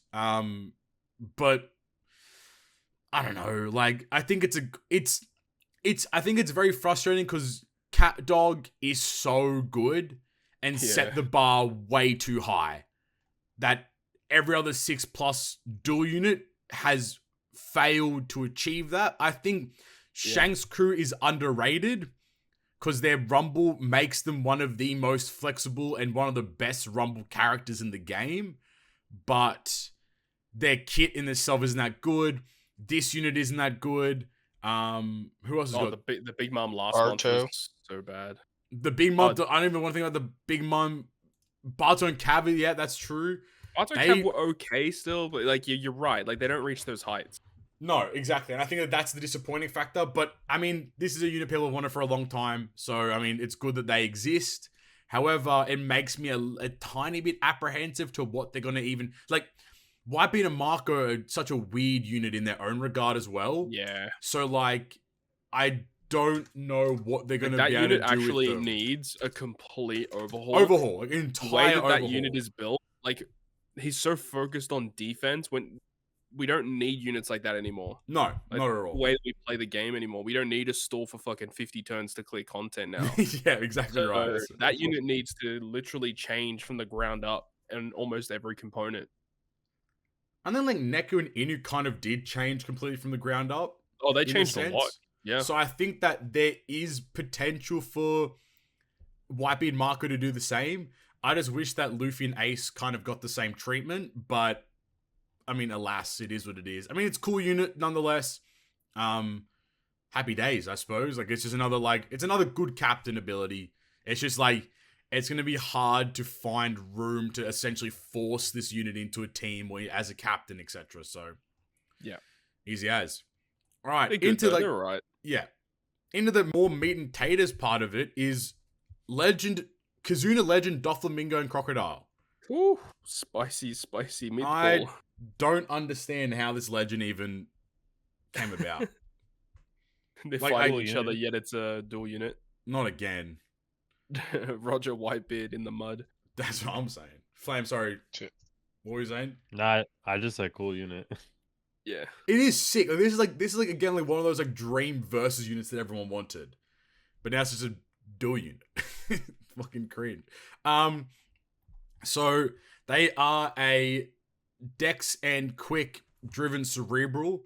They're both driven Cerebral, which is good. I think their captain ability, their base captain abilities are more or less the same, except pretty different much. colors. Different resistances are inflicted with their captains too. Driven and Cerebral, yep. Yeah. Their combined captain ability though is reduces the crew's cooldown by a turn, boosts driven Cerebral characters attack by 5.75 if they have a matching slot, 5.25 otherwise, HP by 1.2, makes Dex Quick beneficial for crew, drastically reduces the chance of landing on Psi and Strength slots, and if the character taps with a Dex Quick or Int slot, applies a 20% driven and cerebral resistance to all enemies for 1 turn. They're special. Boost driven and cerebral characters attack by 2.75 for 1 turn. Becomes Doflamingo and Croc for a turn. Allows you to select up to 4 damage boosting effects to buff, costing 25% of crew's max HP per buff. You can only select up to as many boosts as the appropriate amount of HP that you have. If the crew applies a number of boosts that would set the HP to 0, i.e. 4 buffs when the crew's HP is at 100%, etc., the HP will reduce to 1 instead. So you can increase attack, orb, and color affinity, conditional boost, and chain locks by 0.25. Chain coefficient addition gets 0.5. Chain multiplier growth gets 0.2. And base attack boost gets plus 400. Their base swap changes their own slot to matching heals for 5% and of a crew's max HP, and reduces crew's special bind by a turn and makes int slots beneficial for the crew. Their super swap at 4 swaps changes the crew's slot into int, heals for 10% HP, reduces crew's special bind by 3 turns and makes int beneficial for the crew for a turn. Their rumble kit is at 28 CT, targets enemies at a large range for 2.5k fixed damage, targets 2 enemies for 100% chance of paralysis and special bind for 10 seconds. Their ability, driven and cerebral allies receive attack and speed at level 5, free spirit, and powers enemies receive attack down level 6. I like this unit a lot. I'm going to be honest with you. I really like this unit. Yeah, this is a really funky unit. They're very unique. I've been using them as a friend captain, obviously, for Kizuna. I love the swap. I think the swap is cracked. Their super swap is so good. And it's only 4 swaps, which is just insane in its own regard. Yeah. But, you get a full board of orbs, not through block and such, though, but a full board of orbs. You get special bind and bind by 3 turns, and makes int beneficial, and a heal from just their swap alone, which is just insanely If you just think good. of, if you have, a ship that has, further bind removal, or you have, sockets as well, you can remove so much bind. Yeah. You can very, very comfortably remove a lot of bind without a lot of, effort to do so. And I think that in itself, that swap alone is just so, so valuable. And that swap giving the int slots, which with their captain, you can tap to do the resistance down. Yeah, exactly. I found that a bit weird that they're forcing the int slot, but at the same time, I guess it makes sense too. So, it can get a little funky if you hypothetically use their super swap and then lock the slots, because then in the next turn the int slots are not beneficial. Because they only make them beneficial with the swap, but they only fuse for 1 turn, so you can then just switch again, I guess. So yeah, that makes sense. Yeah. I love the unit. I think the another good thing that a lot of people special's great. overlook with Croc and Dofi is that they have access to very good supports. Oh yeah, for sure. There's a lot of good supports on Croc and Doflamingo. So the unit's actually really good though. It's actually I actually really like the special. I think it's a good special. I want to give a shout out to Dylan OPTC. Yeah, he's the Twitter goat of Treasure Cruise. He's actually the goat. So he was doing some mathematics calculations And he was stated that if you use this special to give buffs to your buffs, the best way to approach it is to buff the lowest multiplier stuff. Correct. You get the biggest buff multiplier buffs return out of doing that. It's the highest benefit is to buff the lowest beneficial effects at the time. Yeah, correct. Which is like really, which is really interesting as well. Because obviously in your mind you'd be wanting, I have a 3.5x attack, which let me make a 3.75. But instead, if you're buffing like a 1.3x or 1.55, like that growth is it's way a higher more percentage valuable. Increase. Yeah. So I think that's a really good point. I think a lot of people will overlook that as well. Yeah. So I think that's a really good point there. And another thing about it as well is that it does do health reduction, which allows you to get around the stun debuff, which isn't really seen too often, but it is a way to get around stun. And also the fact that this character has ways to just freely get to low HP thresholds, which you can abuse other characters alongside that, which is really cool. Luckily for me, I did upgrade the Moby Dick ship to beat that Grand Voyage, so I've been actually using that ship with my Kizuna team, and it's been going crazy. But yeah, this unit's a lot of fun, and I think this character will see a lot of play in the future. Definitely like super boss Kizunas if you can find way to inject into your teams. But again, the same issue with the Shanks and Buggy character, like there's not a lot of super tandems that really synergize with this unit. Unless if they specifically require a cerebral unit or a driven unit within the chain. And it would be cool if they brought out like a new Doflamingo pirate with super tandem, or they brought out like a Baroque Works character super tandem. They could work with like a Robin and a Crocodile, so you could synergize Robin, Croc in this unit, and then like they could do some cool stuff with it in the future. But we have to wait and see, of course. Legend Pika super tandem. Cross guild. Hey, yo, that's a shout. That would be pretty pog. All right, that's actually a good idea. Well, you do a Buggy, you do a Croc, and then see you in 5 years, mate. Alvida, let's go. Oh, actually facts, dude. Legend Alvida coming soon. Legend Alvida, Mr. 3 Pog. Cool. That random ass old guy. I'm not gonna say anything else. No, I agree. I think I really like this unit a lot. And I think that they did a really good job with the unit. But, like, obviously, once again, like, Kizuna Legends are always cracked. Like, they just generally are, like, really good. Pretty hard. So, I mean, it's just another solid character. It's another solid legend overall. All right. From the Peanut Gallery, I have a quick question. I got a quick answer, mate. What's up? All right. So, Luffy Ace, back to the last legend. Luffy Ace, they had the super swap where they were able to become a dual character for 3 turns. You think they're going to do the same thing for Luffy Sanji? Maybe. Probably. I think. Yeah. I think a lot of those kinds of characters will do that from now on. It's so annoying. Yeah, it's a good mechanic in principle, but it's very tedious. Like, during Blitz battle, remember like the Luffy Yamato Blitz? Like you had to be very pedantic with when you were swapping and what character you had out, because when Yamato took damage, you would get a +1 to the swap, and then when Luffy was defeated, like so on and so on, like you had to be very pedantic. So with Luffy and Ace, there is no like other benefit to upgrading their swap amount. So you just have to swap them 6 times, which is like a lot. You know what I mean? Like, in regular play, you're not going to benefit from that per se. Like, maybe in Kizuna if you push it, or in Treasure Map when you get a boost. But, like, even then, like, I'm not using these guys as captains, you know? Like, I'm not going to use them. Like, their special isn't that incredible where, like, I feel the necessity to inject them into a team per se. I do agree that I think Luffy Sanji, I could see them doing the exact same thing. And Luffy Sanji would probably be pretty cracked as well. Probably Luffy Lore as well. Yep. Yeah. Oh, Luffy Lore would be so good. I mean, because Luffy Lore already have that built-in thing where, you know, if you have a Luffy special and then a Lore special. Yep. So they could definitely play more into that. There's a lot into that they could do. Imagine if they made like every unit hit through like barrier or something like that. Like, you know, the swap lets them like go through barrier or whatever. Whew, I hope so. Do that with every unit with their super swap or something like that. That'd be pretty tight. All right, out of 10 though, Croc and Doff, how you vibing? I think they're probably the most fun and like the my favorite of the legends we've talked about so far in the pod. So I'd probably give him like 8.8.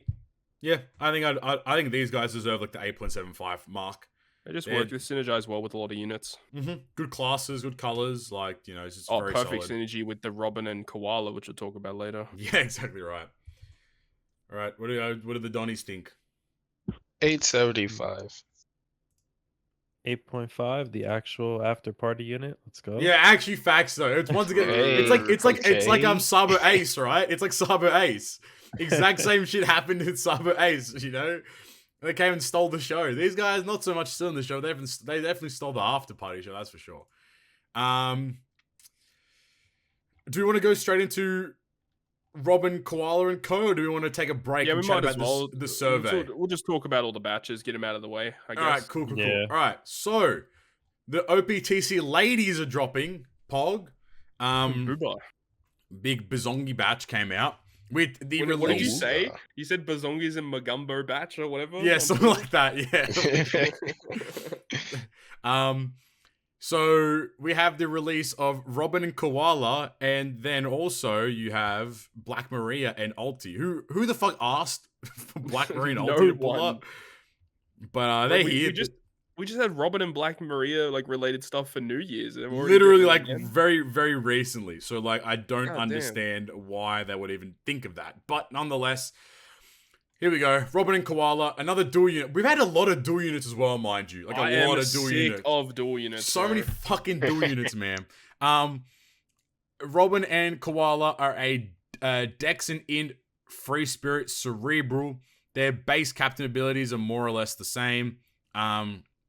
Their combined ability is cooldown by turn, boost Int, Dex, and Cerebral attack by 5.75 with a matching slot 5x. Otherwise, boost their HP by 1.3, makes Int, Dex, and Recovery beneficial for the crew, reduces crew's special reverse by 10 turns, and heals 50% of the damage received from enemies at the end of the turn each stage. Their special reduces enemies' barriers by 3 turns, deals 100x their attack and non-type damage to one enemy, reduces Int, Dex, and Cerebral's cooldown by 2 turns, boosts Int, Dex, and Cerebral orbs by 2.5x for 3 turns, and becomes Robin Koala for 3 turns. If the crew has a color affinity boost when the special is launched, gives Int, Dex, and Cerebral a 2.75x color affinity boost for 1 turn on the following turn. Their swap removes threshold by turn, Int, Dex, Cerebral color affinity by an overridable 1.5x for 1 turn, changes their own slot to matching, and heals crew for 1500 HP and removes their own despair. Their super swap with his 4 swaps, 3 turns of threshold, Int, Dex, Cerebral color affinity by 2.25x for 1 turn, changes their own slot and adjacent to matching and heals for 5k and removes their own despair. And their Rumble kit targets a 33 CT, 2 enemies for 3x attack up to 3 times, targets free spirit enemies for 75% chance of paralysis for 15 seconds. Their ability, Cerebral allies receive attack and defense at level 6. Free spirit enemies receive defense down level 5. Their GP burst is 4 teammates are defeated, 2 special usage, targets 3 enemies with high HP for 50% HP guard, targets all enemies for 80% paralysis for 15 seconds, targets free spirit driven enemies for defense down level 6 for 20 seconds, and their leader, Cerebral get attack and HP up level 4, Dex and Int get attack and guard at level 4, defense at level 2, and free spirit enemies get CT down level 2. I don't know how I feel about the unit. They're again, it's like they're good, but it's like they're kind of mid. They're kind of average. Don't really need them for anything. Well, obviously they're good for the new PK that's going to come out. They're good for the new art that they've released, but other than that, bud, you got fucking Fringe Robin is goated, so like I'll take that any day of the bloody week. But like, I mean, the special reverse resistance captain is cool. I like that. Yeah. And the really cool thing about this unit is the swaps, because you can remove thresholds, and that's which is really good. Overridable color affinity as well, which is nice. Yeah, the color affinity is really good when you have like the special as well, because it's a 3-turn orb boost, and then if you have color affinity after 1 turn has passed, you get another color affinity buff. Yeah. And that's very strong. It's a very, very good effect, actually. I think it's. I mean, I hate reading enemy barrier by 3 turns because just knowing what kind of content's going to be coming up, I'm scared. like I'm very scared. 3 turns is a lot. It's a lot of turns of barrier, so I'm kind of stressed out. But I mean, it's kind of weird to reduce cooldown by 2 turns in the special, but have 10 turns of special reverse in the captain ability. Yeah. It's a bit of a weird kind of combination, but I do understand it to some capacity. And then all it is at the end of the day is an orb boost. And if you have an affinity, you get another affinity. Like, it's not that much in the special. Like, I don't know. Maybe I'm like nitpicking, or it's just not that exciting. But like, it doesn't provide a lot as a unit. Not too much. The Rumble's okay. Can't wait for the enemy to have an Intimidate for Orb boost on the final stage. Correct. This will happen. This is correct. And then it has an Interrupts for color affinity. This is also correct. And has 3 turns of barrier. Yep, this is correct.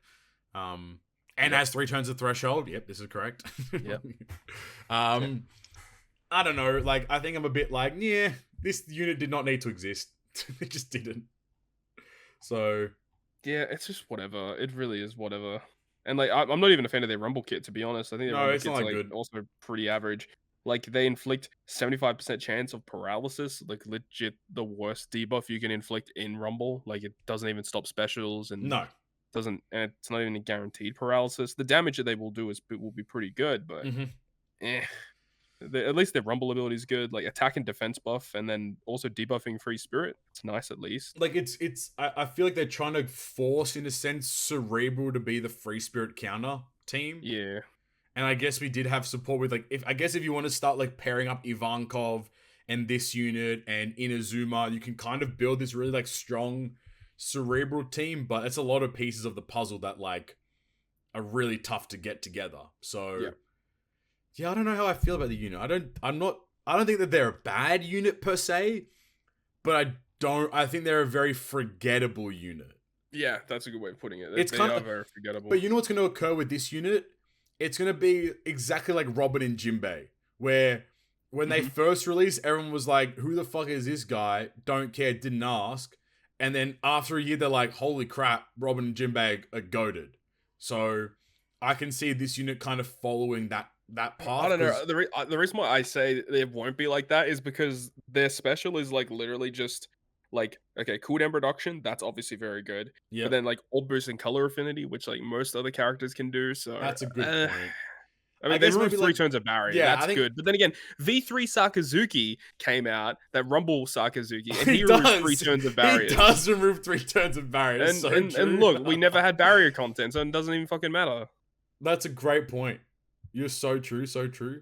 Yeah, I don't know. Nothing else to really harp on. Like, just, I guess, give the scores and move on. I suppose it's kind of tough, man. It's tough to like release this kind of, because this is a pure like bait batch. It's Bazongi batch. You know, it's how we're gonna draw money. Cause I love Robin. Yeah, I'm gonna pull for the unit. Like, don't be stupid. Don't pull for this unit. I'll just wait for my Katakuri to drop on. That's what I'm saying. Keep dreaming, mate. Added 8.4. This is like an 8 for me, if not like 7.75. It's not that good. I'm not that happy with it. Knight as a Robin stan. Oh, 10. Okay. 11. Flame, what do you think, bud? For me, I'm giving it a 6. Why the fuck aren't these units summer units? Also, great point.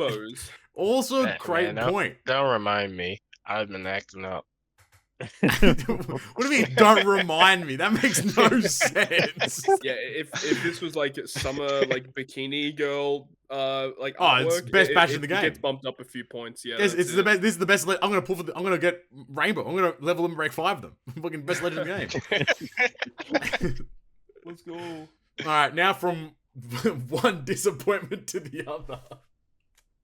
My time to shine. Don't say your time to shine. What do you mean your time to shine? This unit sucks. I will say this artwork has the Magumbos in it. It's a fucking bazanga, bro. Black Maria Too Fair is like 17 foot tall. So proportionally speaking, it makes sense. You know what I'm saying? All right, Black Maria and Ulti. Who the fuck asked? Featuring no one. Dex Cerebral. Their captain abilities are a little bit different in the final form. Black Maria provides you the extra attack boost when you have certain inflicted debuffs, and Ulti does damage after perfects land. Okay, I actually didn't know that she did that in her solo captain. That's pretty good. So you can always get around resilience. Mm-hmm. It's very good. Captain ability combined. Bruce Cerebral driven by attack by 5.25, HP by 1.3. Boosts the chance of landing on Dex and Int slots, makes Dex and Int beneficial for the crew, heals the crew for 4,000 at the end of the turn, reduces damage taken by 20%, boosts damage dealt to enemies inflicted with increased damage taken, blah blah blah blah blah blah blah blah blah by 1.1x, and boosts and deals non-type damage to one enemy based on the number of perfects landed at the end of the turn, to a maximum of 800x their attack. Special does 100x their attack and non-type damage to one enemy, boosts cerebral-driven characters' attack by 2.5 for a turn, boosts damage dealt to delayed enemies for one turn. If there are delayed enemies, extends their delay by a turn. If the captain is cerebral or driven, delays all enemies for a turn, ignoring immunity. If they are not immune, delays them for 2 turns instead. Becomes Black Maria and Ulti for 3 turns. Their swap removes 1 turn of threshold. Is it threshold or is it something else? I thought it was Rainbow something else. Shield. Yeah, Rainbow Shield. By a turn, boosts the chain by an overrideable 0.5 for a turn. Changes own slot to matching and heals crew and removes their own paralysis. And at Super Swap with 4 swaps, it's 3 turns of Rainbow Shield. Chain multiplier to an overrideable 1.2 for a turn. Changes own slot and adjacent and matching and heals the crew for 7% of their max HP and removes their own paralysis. Their Rumble Kit, 27 CT, targets enemies in a large horizontal range for defense down, speed down level 6 for 20 seconds. Targets enemies that have the attack style. The what? Yeah, so you know how units are attack style and there's like defense style, debuff style? Yeah. Interesting. For 100%, a half attack and speed for 25 seconds and deals 2.8x attack to them. Yep. Ability, Cerebral allies get HP attack and speed at level 5. Their GP burst is 5-10 minutes defeated. Targets all enemies for 100% half defense and speed for 20 seconds. Targets 2 enemies for 4k fixed damage 2 times. Their leader is driven allies get attack and HP at level 4, special CT at level 2, and Dex in allies get attack, speed, crit at level 4. I don't know. Yeah. So, yeah. Obviously, the cool thing about this unit is that there is somewhat synergy between the current int-driven Beast Pirates batch. Yes, that's true. So that is one thing. Yep. If you use them as a captain, I mean, you can do that if you want, but probably wouldn't recommend. Idea. Yeah. But at least it's not difficult to get their like buffed captain, because when you use their special to become the dual unit, you're gonna delay them guaranteed anyway, so that's not a problem. They do end of turn damage, which I like. That's big. And then the special giving you the 2.25 conditional delay. That's really cool. The only thing that int-driven Beast Pirates team needs is a character like Robin, like a character that can give 2 conditionals, so you can use Queen's conditional and this conditional at the same time. Correct. Whew! If they had that, holy, that'd be team would be the best team in the game. And their switch is really nice too. Just being able to remove Rainbow Shield is good. Chain boosting, healing. It's just it's solid. One thing that we kind of glossed over is that they do have fear resistance, and their crewmate ability does remove 1 turn of paralysis on the whole crew. So that's really cool. That's really, really good. Yeah. Okay. Yeah. So extra turn of utility there. They also heal an additional 800 at the end of the turn, so extra auto healing. Okay. Yeah. Yeah. And then the Rumble stuff is like interesting. Yeah. It seems okay. Like the generic Rumble stuff is okay, but the Grand Party stuff I'm kind of interested in, as the GP burst skill is like actually not terrible. Like it's nowhere near as good as like Roger, for example, but it's not bad. Yeah, defense speed down. Yeah. 2 enemies for 4k fixed damage 2 times. Like that's a lot of damage output you're putting there, you know. You only have to kill 5 enemies, so you're probably not going to... I mean, you can use it on the first match, but you could, like, wait 1 game, and then on the second game, you could use it. Yeah. So it's cool, but it doesn't halve their attack, so you'll still take a lot of damage, but at least you're allowing yourself to hit hard against the opponent, which is cool. And Driven, Dex, and Int are like pretty good teams as well. So like, there's It a lot is of weird though, flexibility is there. that their GP stuff does boost Driven when their Rumble kit boosts Cerebral. Yeah, look, I don't know, bud. Very weird, but either way, it is what it is. Couldn't help you with that one, Cheat. I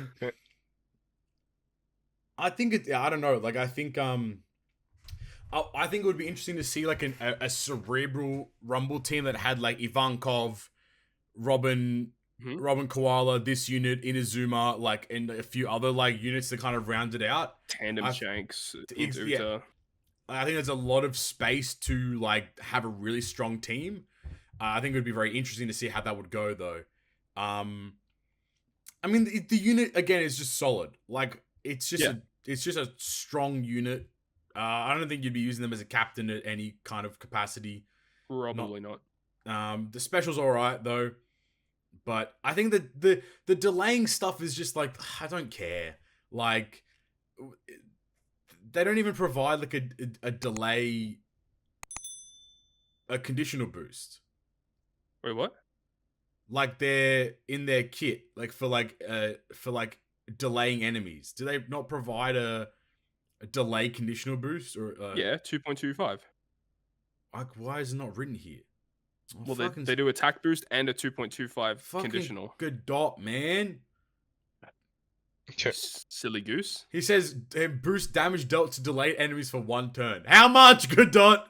How much? The attack boost is 2.5. The conditional is 2.25. It just missed the number there. My brain was so confused there for a second. Idiot. Fucking good dot.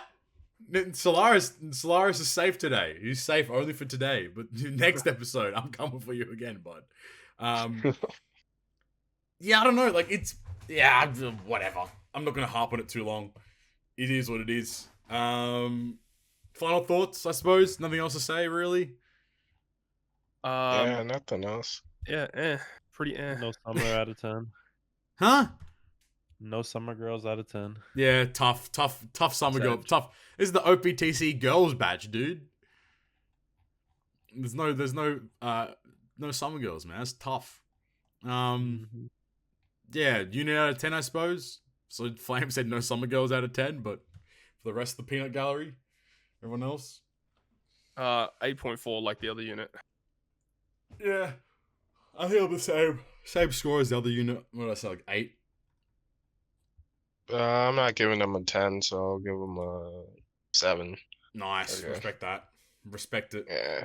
Alright. Now that we're only an hour and 45 minutes in, let's chat. Let's chat what the fuck's been going on. All of the other miscellaneous shit. Yeah, all the other interesting stuff to talk about today. The user survey came out. Yes. Indeed. It was not really that wow. Which I guess it was very makes generic. sense. But what I did find interesting is the final section of the survey related to Pirate King Adventures. Yep. Which I think is really interesting because the letter that the team released, which we will definitely be talking about, is kind of counterintuitive to the survey. Like, there was no value in having the survey and then a couple days later releasing that letter. It kind of just like shot each other in the foot there. But yeah, that's true. I didn't even think about that. The survey, like, it came and went. Like, I don't know. I gave my feedback on Pirate King Adventure. I'm sure you did the exact same thing. I think I copied a lot of what you mentioned. So hopefully a lot of people did kind of echo the same sentiments in that kind of regard. Mm-hmm. But there's not much else to go with the survey. So I guess we'll just jump into the team letter. So let me just write this down here. Yep. All right. I'm just going to read it. We're going to break it down. So, dear Nakama, thank you for playing One Piece Treasure Cruise. We apologize for the long gap in updates between now and our OPTC Team Letter from November of 2022.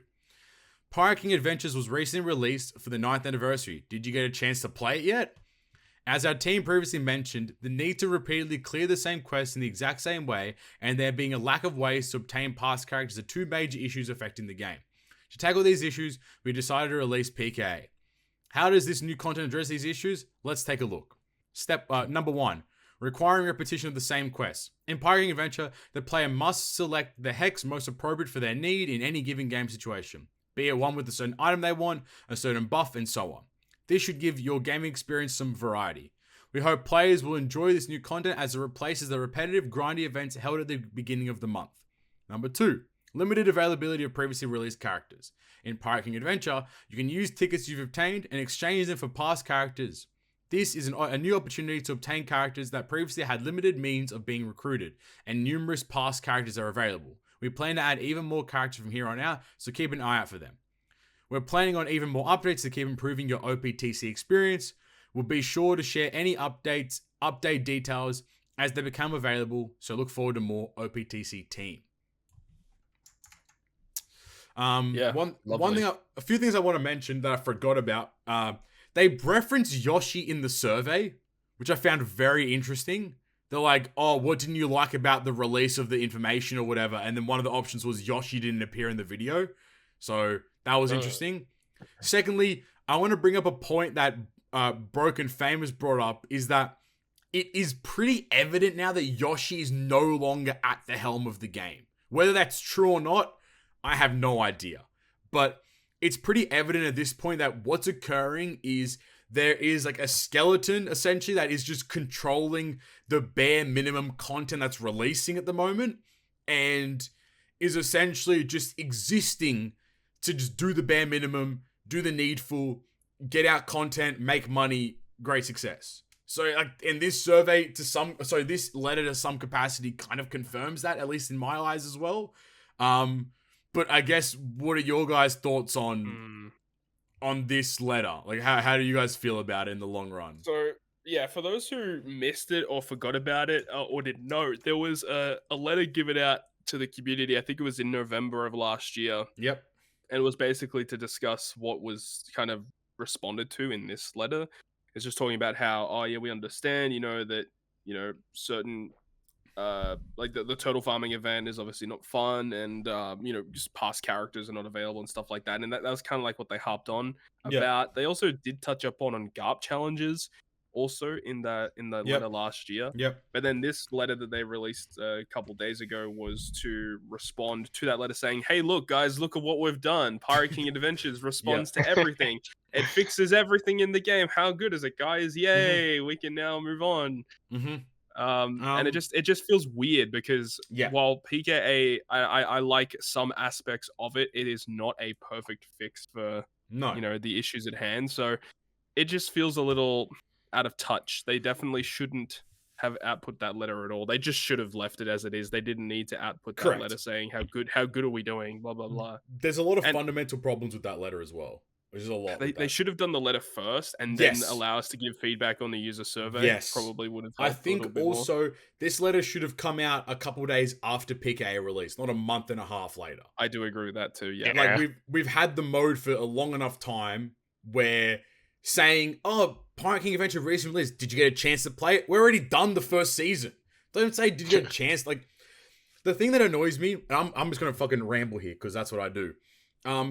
This letter is pertaining to responding to the Yoshi interview that you conducted, Todd, where Yoshi gave a lot of these answers, and that letter was like, we're going to be better about transparency. Yeah, fuck you. That didn't happen. That was like 8 months ago. I hate that the team considers repetitive gameplay and ways to obtain past characters as the two major issues in the game. I hate that. Because the second of those issues has already been solved. The Recollection Archive was the answer to obtaining past characters. But the problem with the Recollection Archive is that in no way, shape, or form does it relate to revenue. PKA purely relates to revenue because as the levels get harder in PKA, the more you require the new batch and units to complete the adventure. So it doesn't make sense that you created a solution to a problem then killed off the solution in place for a worse solution.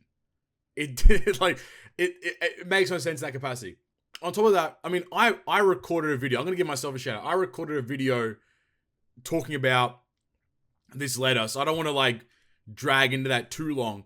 But what I kind of brought up was you can never solve the problem of repeatedly clearing the same quest in the same way, because that's fundamentally how the game was developed from day one.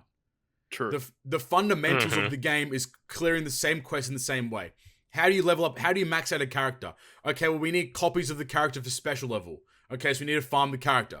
We need limit break materials. All right, well, we need to farm the same 6 bosses hundreds of times to get limit break materials to max the character. Oh, we need XP items. Okay, well, we're either ordering a lower stamina island or we're versing Pirate King Adventure with the same 2 boss teams every single time.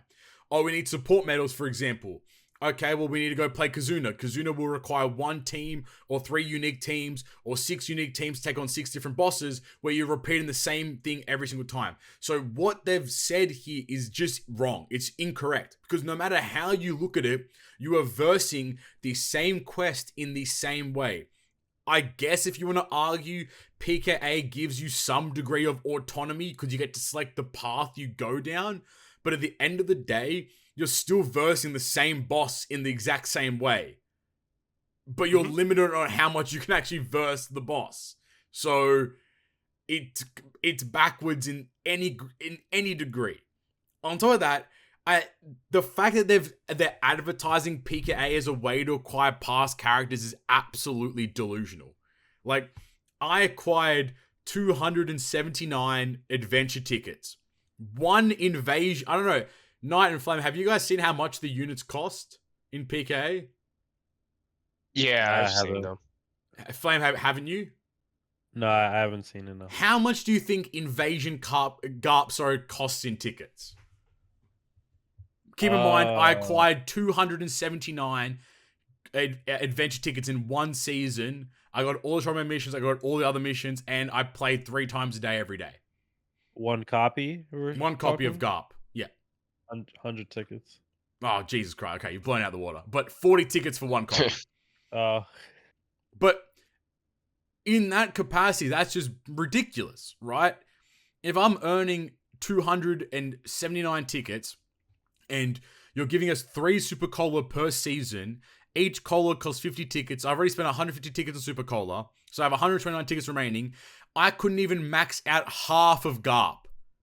And yeah, by the way, you should always buy that Super Cola. Exactly right. That's the only important thing in the shop. Like, and also keep in mind, like, units require level limit break. Units require to be maxed out. Like, even for the previous Blitz units that are in the shop, you have to purchase the limit break material with tickets. Like, in what capacity was this the correct approach? Like, unless you're gonna up the amount of tickets we're earning, then I will agree with you. But there is no reason to ever go back and purchase any character. What they've done is they've chosen to remove invasions, which surprisingly, ironically even, were not invasive to your gameplay at all, because you had the option to verse them or not. You didn't have to, but if you were invaded, you could verse them. Also, invasions were just a really cool thing as well, where you were versing content and then you were invaded by a boss and had to beat the boss with the team that you currently had. That was also a really sick mechanic in its own regard too. Like, I don't know, maybe I'm fucking losing it, but the letter is like worse than, like, they've actually probably a really bad PR move on their regard to release this letter, because all of the comments are just dogging on it. It's so great. I don't know. Like, I'm just really disappointed in the letter. I think it just held no value at all, and it's just a backwards mentality of thinking about it. Like, it was actually worse that they made it public. Yeah, like, without a doubt.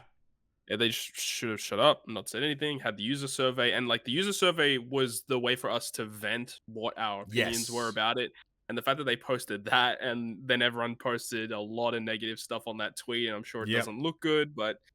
And then, who was the Japanese player who said that the global players are more angry? Yeah, Kente quote tweeted my tweet, and he was like, "Oh, it seems that the global players are also frustrated with the management of OPTC. I'm like, brother, we've been frustrated for a long time, man. From jump, bro. But it's been really interesting to see a lot of Japanese, like Snowman made a video on the letter actually, which I thought was really interesting. Okay. He kind of broke it down too. So I think it's interesting how like both versions are like uniting right now over this letter, which I think is great. I had a lot of Japanese players like reach out to me and talk about it, which was really interesting too. I don't know, like it was just a really dumb move. Really, really stupid move. There was no need to release this letter. Should not have existed. Like this letter should have been like, hey, how was anniversary? Oh, thanks for filling out the user survey. We're gonna do our best to read all the feedback and action as much as we can. We're looking forward to the months ahead. Thanks Nakama Pog. And then call it a day. You know what I mean? Oh, we're gonna be better about communicating, and then lie to us another 8 months, and then send us another letter or whatever. Like, that's what we should have received, if anything. But yeah, receiving a letter bespokely about PKA that PKA has finished, like, I think like at least a week or two ago at this point, was just wrong. It was not smart in any degree whatsoever. So good job, Bandai. Kind of weird. Yeah, they just like, it was very abrupt. It just didn't make sense for it to release. Like, I just don't like. The survey was there. Like, just do the survey. Like, yeah. The survey was enough. The survey literally will answer all the questions. I wish we had got this letter before we got the survey. Because in the survey they messed up. Because I remember, like, in the last survey they had a character limit on your answers. In this survey they didn't. So, like, if they'd released this before the survey, I would have ripped into this one too. Oh, but, yeah, and what about the fact that the survey wasn't even live for like the first 2 hours? Oh, that was great. They broke the website wasn't even right. It was the wrong link. They tweeted the wrong link to the survey, and I had to delete and the wrong tweet. link in game too. And the wrong link. How do you mess that up? Like, I swear, these people are so dumb. Like, I think the management and Treasure Cruise team of old are definitely gone now.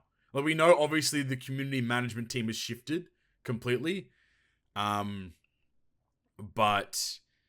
I think that the actual management team, like the production team, I should probably say, has changed as well.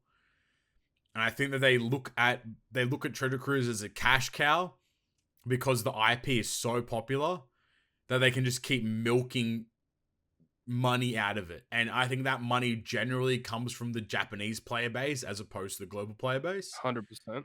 Because I see Japanese players doing 30 multis on Kizuna, Doflamingo, and Croc. Like, dog, what the hell? What do you guys... Like, that's wrong. Don't do that. That's a problem, So, I don't know. Like, I think it's going to be interesting One Piece Day, I've said it since, like, the start of this year, One Piece Day will be the make or break point, for a lot of global players. I mean, we already know it's going to be absolute trash. It's just going to be a Sugo, maybe a Blitz battle, and that's it. Probably. And I think that it's going to be interesting to see what people's reactions are to that, and if they really like back their word and they just stop playing. But I mean, I don't want to talk like that. I'd much rather this game thrive and survive and do really well. And, like, financially speaking, it does great. But, like, in every other facet, it just doesn't hit the mark. It always misses. So, I don't know. We'll see what they decide to do with this current PKA. I'm not going to make it, like, a special point in the video, but PKA versus Rayleigh is coming out, which doesn't make any sense. Because the PKA unit is Sanji. So, like... Yeah. Why are you versing Rayleigh when the unit's Sanji? I don't get it. I don't get why the boss unit is different. I guess they're aligning it to, like, Pirate King Adventures, so you're going to verse a lot of the Pirate King's crew. I don't know. Maybe we're going to verse Bullet at some point or some shit. I don't know. But, like... Let's go. They also... One of the weird points they brought up in the PKA versus Rayleigh is Battle Hexes will feature the bosses from the Roger PKA, and the level will translate over, which is really interesting. So... I don't know how that's going to work. The final boss's level won't translate as far as I'm prepared to say. But, like, if my mid-map boss starts at level 150, fuck you, I'm not clearing it. I'm just not doing it. Yeah, I don't know, the idea about that doesn't really make a lot of sense to me, because that's one of the critiques we have, is the fact that, you know, you get to level 150, but it feels like the turtle drops don't really increase all that much. Exactly. Plus, like, if the mid-map boss is level 150 starting, it's gonna have like 100 million HP. Yeah. It's gonna have. It's gonna scale differently with slightly different mechanics, I would think. But still. I think they mentioned like the like debuffs and all that kind of stuff will change slightly. So like that's good, I suppose. It might be easier to build teams for it, but at the same time, like, or just like have Rayleigh as the mid-map boss and Sanji as the main boss. Like, make the PKA unit the boss. Like, it doesn't make any sense. Exactly. So, I mean, it's gonna be interesting to see what that final boss does, especially considering like you have units like Robin and Koala who remove 3 turns of barrier. So like, you know, once again, you know, it's gonna be interesting. But I think I'm gonna do my best to keep the boss level low and just auto it for like the whole month and just farm the turtles very passively. You know, then get to like 150 near the end. Yeah, probably. Or just like once I finish the Chopper Man missions, then like bink up the level as high as possible. You got to clear level 150 eventually to get all the rewards. Exactly right. But the thing is, the 150 isn't gated behind time, whereas the turtles are. Correct. So that makes sense. Yeah. So like the first 2 weeks will be spent farming turtles, and then the next 2 weeks will be spent getting the boss level to 150, or getting the boss level to 150 really early on again, and then just ignoring the boss and just farming the map. You know, so I think if they make one change to PKA, all I ask is that treasure chests stop dropping buddy statues when the buddy level is maxed out. That's all I want. Annoying. That's all I need. If they make that change, a PKA is fine. You know, I don't care about it otherwise. Even at level like 150, when you get there, like it almost feels like the favorites system also doesn't really mean that much either. Yeah, it's irrelevant. Like, who cares? Like, oh, I'm gonna reduce the HP with Usopp. I'm not gonna do that. That's effort. I'm just gonna go kill the boss. Like, it's fine, you know. Or I'm gonna buff my damage with Sanji. Hopefully, I land on Nami to get an even bigger damage boost. Like, again, I don't care. Like, for me to get to 150, I need to be able to beat the boss anyway. So, like, it's also irrelevant. Like, Zoro becomes useless after 150. I guess the only ones that kind of matter are Luffy and Nami. And even then, like, Luffy's kind of useless as well. Like, Nami's all that really matters. But then you just land on statues. Yeah. So then Nami's useless as well. So like it ends up being a circle of like nothingness when you get to that point. And the reason like earlier on it makes sense, but yeah. Exactly. Earlier on is great. You want to be using your Luffys and your Namis and your Zoros and stuff, but like once you get to 150 and you have everything completed, you have no point at all. So yeah, well, it is what it is. Happens all the time. I don't think there's much else to talk about with the letter there. I think we've ripped into it enough. Yeah, it's dumb. It's dumb. It's stupid. They're stupid. Fucking monkeys. We're stupid. We're stupid as well, to be honest with you too. So, well, half of us are at least. So that's what it is. What it is. Definitely me. Yeah, for real, me. That's fact. All right. Well, with that being said, into everyone's favorite section. In other news, the Doom Metal Exchange exists. Oh yeah, that's right. Go buy stuff if you want. I don't know. They added in a couple of what was it? They added in a couple of TM rare recruits like that. Yeah, like really the good. Sangoro, the Franosuke, the Usohachi. Those ones are really good. So make sure you go pick them up if you haven't. What about Black Maria and Who's Who for 600 medals? Oh, 600 Pog. Oh, and V1 Shanks is 400 medals, dude. 400. That's 36 multis for V1 Shanks. That's so dumb. That's Pog.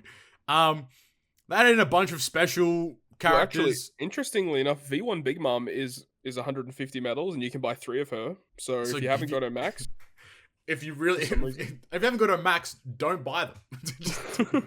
There's no point. They've added in. Did they add these guys in before the past class pickup Suga Fest only characters, the limited rare recruit ones of the Law, the Moria, and the these ones? No. Yeah. So that's really cool. So limited rare recruit Law, limited rare recruit Moria, and limited rare recruit Kinemon have all been added for 100 medals. I think they're permanent because they're part of that like unique unit system. So that's great. I'm happy with that. They've added in like Tenguyama, and some other units, some special characters and past TM characters. So I would say probably pick up the past team characters. You know, they're going to be good. So hopefully that means that Hyogoro might make an appearance at some point. Oh, Maybe I fucking hope so. Limited rare crew to Kainu as well. You know, like the bonsai Kainu and stuff like that. So I think if you just ignore the legends in the metal shop, the rest of the metal shop's kind of alright. Like it's actually pretty decent. So, you know, have a look at that. I think that ends in like a week from now. So just make sure you pick up what you need. Like we mentioned before, all the tablets have been added to Box 7 in Kizuna. We have an official announcement of the new community management team. It is just, I believe, the OPTC team is now what they're colloquialized in the subreddit Discord. So great. You know, look forward to hopefully seeing good things from them. The alternating pen is now available from Grand Voyage. You get one after 55 medals, which is awesome. But also the alternating pen was considered a unit. Oh my god. Did you guys hear about this? Yeah, it was a character. It was a whole lot. You could use it in Rumble. You could just use it in Rumble. Like, yeah, that's all that. So, and I think the reason why it wasn't dropped at all in the first treasure map was because it was considered a 5-star unit. Because the name of the alternating pen is alternating pen, open parentheses, 5 stars, close parentheses. So like, I don't understand how that even happens. But nonetheless, it was considered a unit. The bug was fixed. I think people actually dropped alternating pens this TM. I think I saw one screenshot. I saw a rush tablet drop, which was really cool. Not that we got any of those during Annie, but hey, haters, you know, beggars can't be choosers. And I've seen Final Tap and Super 10 now, so it seems like everything seems to be working now to some degree. It's just really, really rare. So, you know, maybe there's more incentive to farm treasure map. I don't know, probably not. I want to give a final shout out to the OPTC subreddit. They have officially closed. They took a stand. Yeah, they closed down. So they joined the protest against the Reddit API updating stuff, and they have remained shut since then. I believe Aotis was mentioning that the subreddit mods, or at least some of them, were paying for a lot of the API bots out of their own pockets. Yeah. And naturally, with the API Reddit stuff increasing in value, or increasing in price, obviously they can't afford it anymore, and that's completely understandable. So the subreddit has officially shut down. So as much as we shit on the subreddit, I want to give a shout out to all the moderators on that subreddit. You know, you guys did a lot of good work. Rest in peace, Fade of Muffins. Wherever you are, bud, all the best. You know, your post will be very much missed as well. Hopefully you transition to the subreddit Discord, because you're a very valuable member of the community. And hey, One Piece Era Cruise, there is an issue with Grand Party where some of the GP leaders' skills don't work. They just don't work. So I think there was another error where like certain characters that could only use their GP skill twice were able to use it like 3 or 4 times. Bro, how do you fuck it up? I don't know. It's a variable. It's a X is equal to 2. Hey man. Like, it's a fucking variable. It's not hard. If it ain't broke, break it. That's what I'm saying, bro. Shout out Shrek for the one time. So for this GP, and who knows for how many more until it's resolved, 12 wins will net you the 15 win rewards. So there's a little bit of leeway there, which in my opinion should be what Grand Party is from the very start. 12 wins should be achieving 12 wins, not a perfect score. You should have leeway to lose. So 12 wins will net you 15, so hopefully everyone can achieve those 50 gems this month, which I think Grand Party comes out in like 2 days maybe, something like that. So look forward to that. All right. From in other news to everyone's favorite section, it's the shoutouts. As per usual, you want to support the channel, be a homie, send us some money. Knight's struggling right now, dude. You need to send him some cash, you know? You can join. Hold up. Hey, join plenty of different tiers. You get the episodes early. You know, you get access to my DMs. I don't know. We could do some funky stuff in there. I don't know. Hey yo. You get priority questions, this and that. But I want to give a shout out to our GGP producers of The Lord Shiro and Alexander Wisniewski, our perfect member of Brian Kisa McDermott, our great members of My Drunken Monkey, CS Wins, and Kataki Bonji, and our good members of Rioan, Stumpty Gacha, Red Halo, Dr. Erection, Wankafell, and a new member of Mike Shallow. Thank you, Mike. We appreciate you supporting as well, bud. Welcome to the group. You are can considerably be under Dr. Erection and Wankerfellas. I don't know what you're doing there, Mike, but good luck, I suppose. But if you want to support the show, join. Make sure you subscribe, hit the like button, all that kind of fun stuff. In the comments section today, Todd, what are they putting in? They are putting in cardboard. Cardboard. Kind of like what Todd collects on a daily basis, same as Flame, and now Night is injected into the scene as well. Oh no. Bit of cardboard here and there. But from everyone's favorite section into the shots, into everyone's actual favorite section, it is the Q&A. Q&A. Let's go. Well, that's become a thing now. It's great. As per usual, if you have any questions, send them through to us at GGP Podcast on Twitter or via our YouTube community tab. First question comes in from at Obsidian_Steed_. I will say before reading this question, manga spoilers. So if you're an anime yeah, sorry, that is correct. You are 100% right. Manga spoilers right now. It will be done in like, I don't know how long. But you've all mentioned how crazy next year Treasure Cruise will be. Will we see unique legends with amazing specials or just generic legends with cool designs and art? Like, will we see a Shanks Haki system? I think that's meant to be a Blackbeard, a Garp versus Kuzan would be my guess. Or Law versus Blackbeard, etc. I mean, those units are obviously going to exist at some point, naturally. Yeah. I think we've talked about our Haki system for ages. I think that's, I mean, I don't know like how they're going to implement it or whatever, but at this point I feel like any new damage related system will probably be a potential ability. You know, because that's what money, it just makes money. So I was gonna say, I mean, to be honest, if we're being real here, this game's like it's like an artwork simulator now. So it's a Pokédex, it's a Pokédex sim. You know, like it's cool specials, cool art. That's about it. So yeah, I'm not expecting them to release any crazy mechanics between now and next year. I mean, I hope they do. Like stuff like what they did with Croc and Dofi, like unique stuff like that. I hope we see more stuff in a similar realm to that, you know, stuff we haven't seen before rather than just very generic orb change, attack boost, orb boost, blah, blah, blah. Yeah. Same shit, different day. I agree. I do think, I think all those kinds of I think there's a lot of cool units coming up. It's just a matter of what they decide to do with them, I suppose. So, like, Egghead's going to be a really massive, we might get a Gorosei legend from Egghead or something like that. So like, you know, you never know, right? So there's definitely a lot of room for them to mess about here. So I mean, let's just how we start off with saying that let's see if the game gets to next year, and then we'll talk about what kind of characters we're expecting to see. So that's the first part there. True. All right. Next question from Hunter X Hanzo. They say, aren't the big numbers getting silly? It's hard to tell how much damage is inflicted. They should use words like 100 mil or at least add commas. Another annoyance is the dialogue with tips at the end of every battle.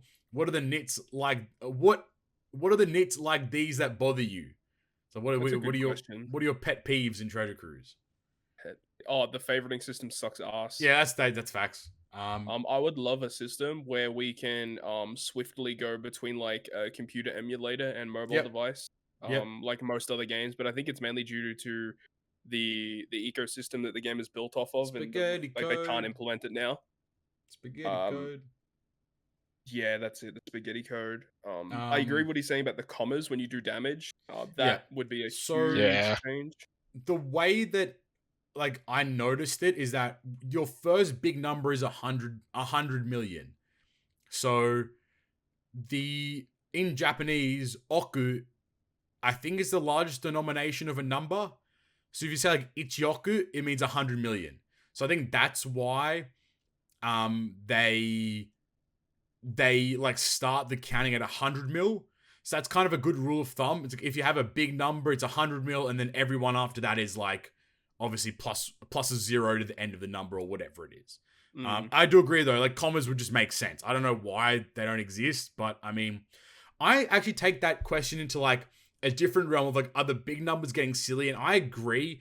I think it is insane the fact that 1 trillion damage was hit during Kizuna. Like that's the cap of damage. 1 trillion damage. You know, when you add like additional 2x multipliers every few months, it just scales exponentially to eventually hit these really high numbers. Exactly. And I mean, like if you look at the introduction of Super Tandem last year, we're like, oh my god, we can have a Super Tandem in the middle of our damage, and we can add an additional 2 to 2.5 times damage. That's crazy. And then in New Year's, oh, we can have an additional 2.25 conditional boost. Yep. Like holy shit. And now this one we're like, oh, we can have another 2 times boost from Rush. That's crazy. Exactly. Like it's exponential growth, and that is why Intimidate is being put into the game. They're like backtracking because they've added too much damage. And like I get it for entertainment value, you need the buffs to like go up and up and up. But like at the same time, it probably could have been organized a lot better. And I also think like it's time to then, okay, if we're able to do 1 trillion damage, and I'm saying we, but like not like no one can do it except like the upper like players. But like, would it not make sense now to like break the mold of like Super Boss being a max of 1 trillion or whatever it is? But then again, they're just going to cut how many tickets you can earn and so on and so forth. So like it's a shit grab bag of like mistakes. I was going to say, I think it's worth noting that for the first 6 years of the game, like the max damage was like 100 mil or less. Oh, it's crazy. Yeah, true. And then within the last 2 years, you went from 100 mil to 1 trillion. So that's the hashtag Yoshi effect. But also keep in mind that trillion is capped because that's how much HP it has. It does more than 1 trillion damage.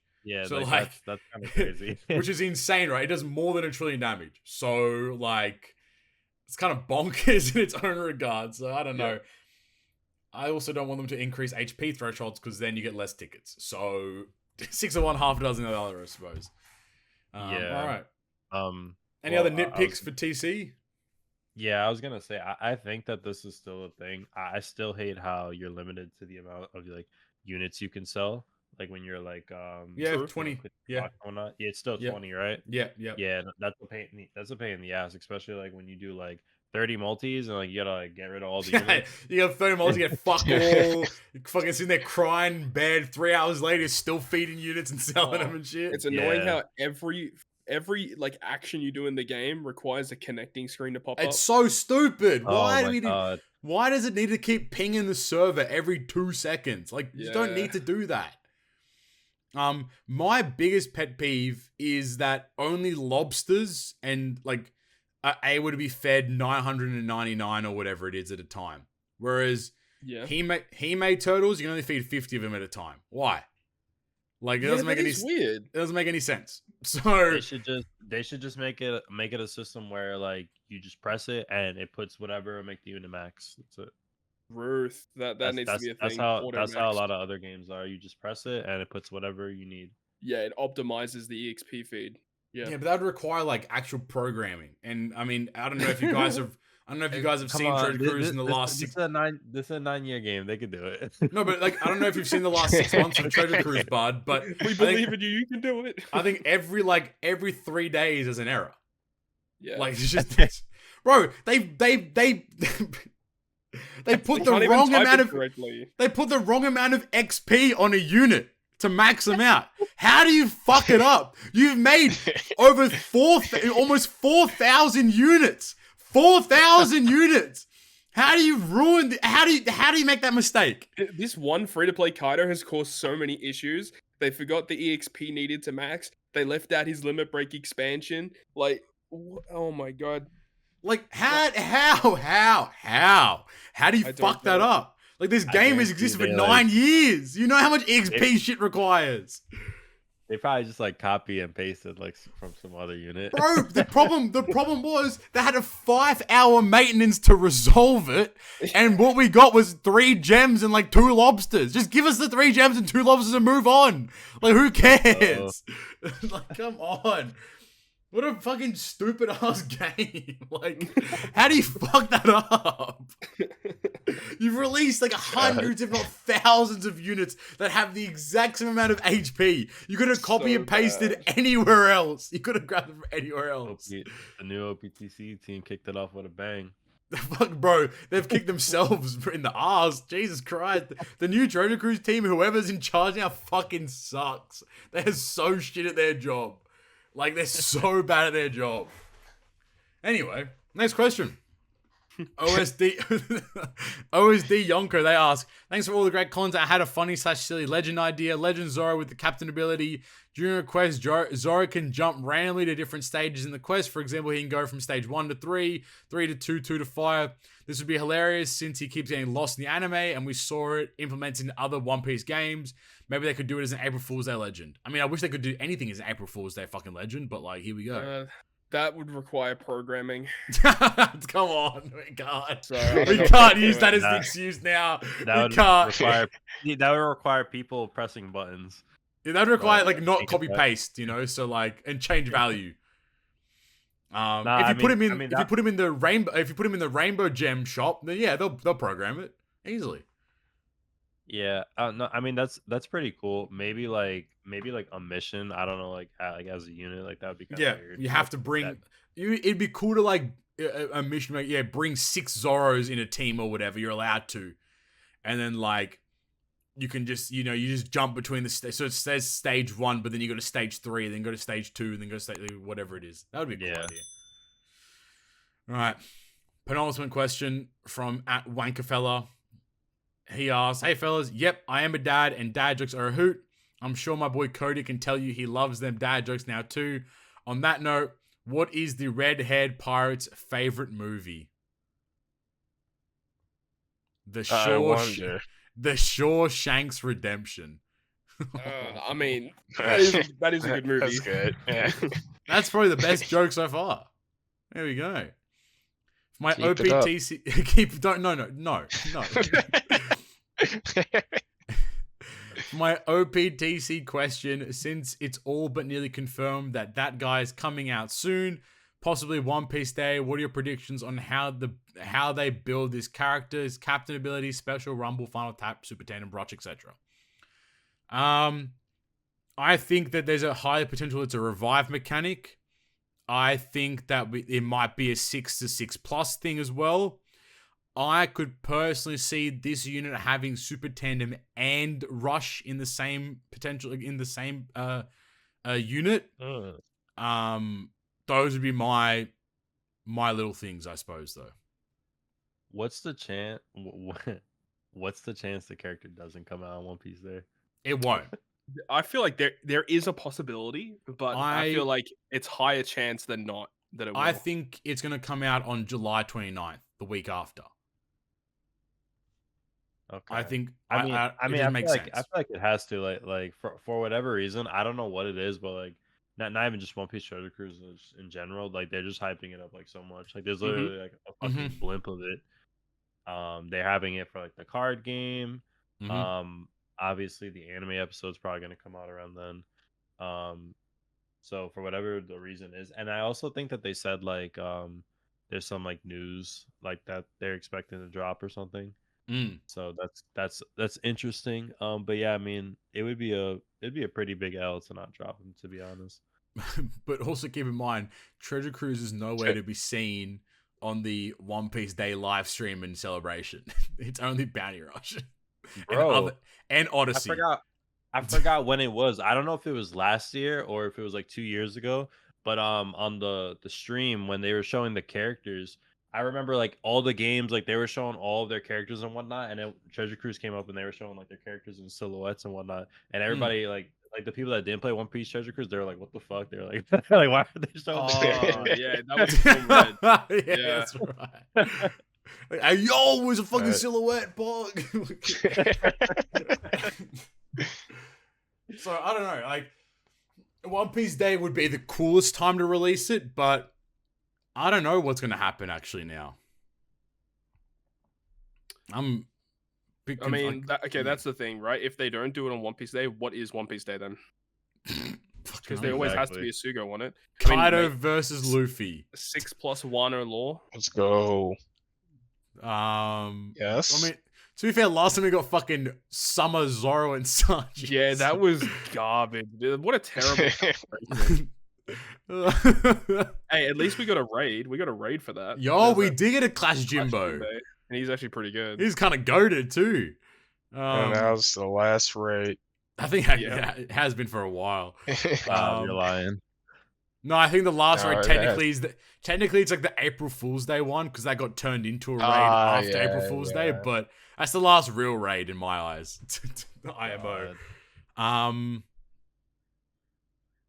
Yeah, I don't know. Like, it's tough to even predict what the unit's gonna do because the character can literally do anything and everything. So like, I don't know what they're gonna. It's just gonna be like big damage, Pog. Like that's about it. That's all we can imagine. I could probably see it being the first flat 6x. No, I could see that. No, or what I think they're gonna do is they're gonna do like a flat 5.6, and then on revive go to a 6x or something like that. Yeah, the revive mechanic. Okay. Yeah, that's what I would love for him to have that. I mean, it'd be really gimmicky, but it would be cool as hell. Or they're just gonna be cringe and make it a 6 plus Oh, like Yamato. you already know that it's gonna be one of those units that need the alternating pen. Oh, duh. Of course they are. They're gonna. Imagine if like the alternating pen artwork is like when he's actually in that form, and then like the normal art, he's not even in the form. He's like the melting face is the normal art. The melting is the normal art. So pissed. And that's, you know what? You've manifested. That's gonna happen now. Shit. Cut. Actually, to be fair, we might be recording the next episode. Like the next Treasure Cruise episode will probably be around. Hold on, 9th. We'll record it around the 22nd. We'll be recording on like One Piece Day, pretty much. Oh shit! Or at least the One Piece Day weekend. So like, who knows what's gonna happen there? Then yeah, that's true.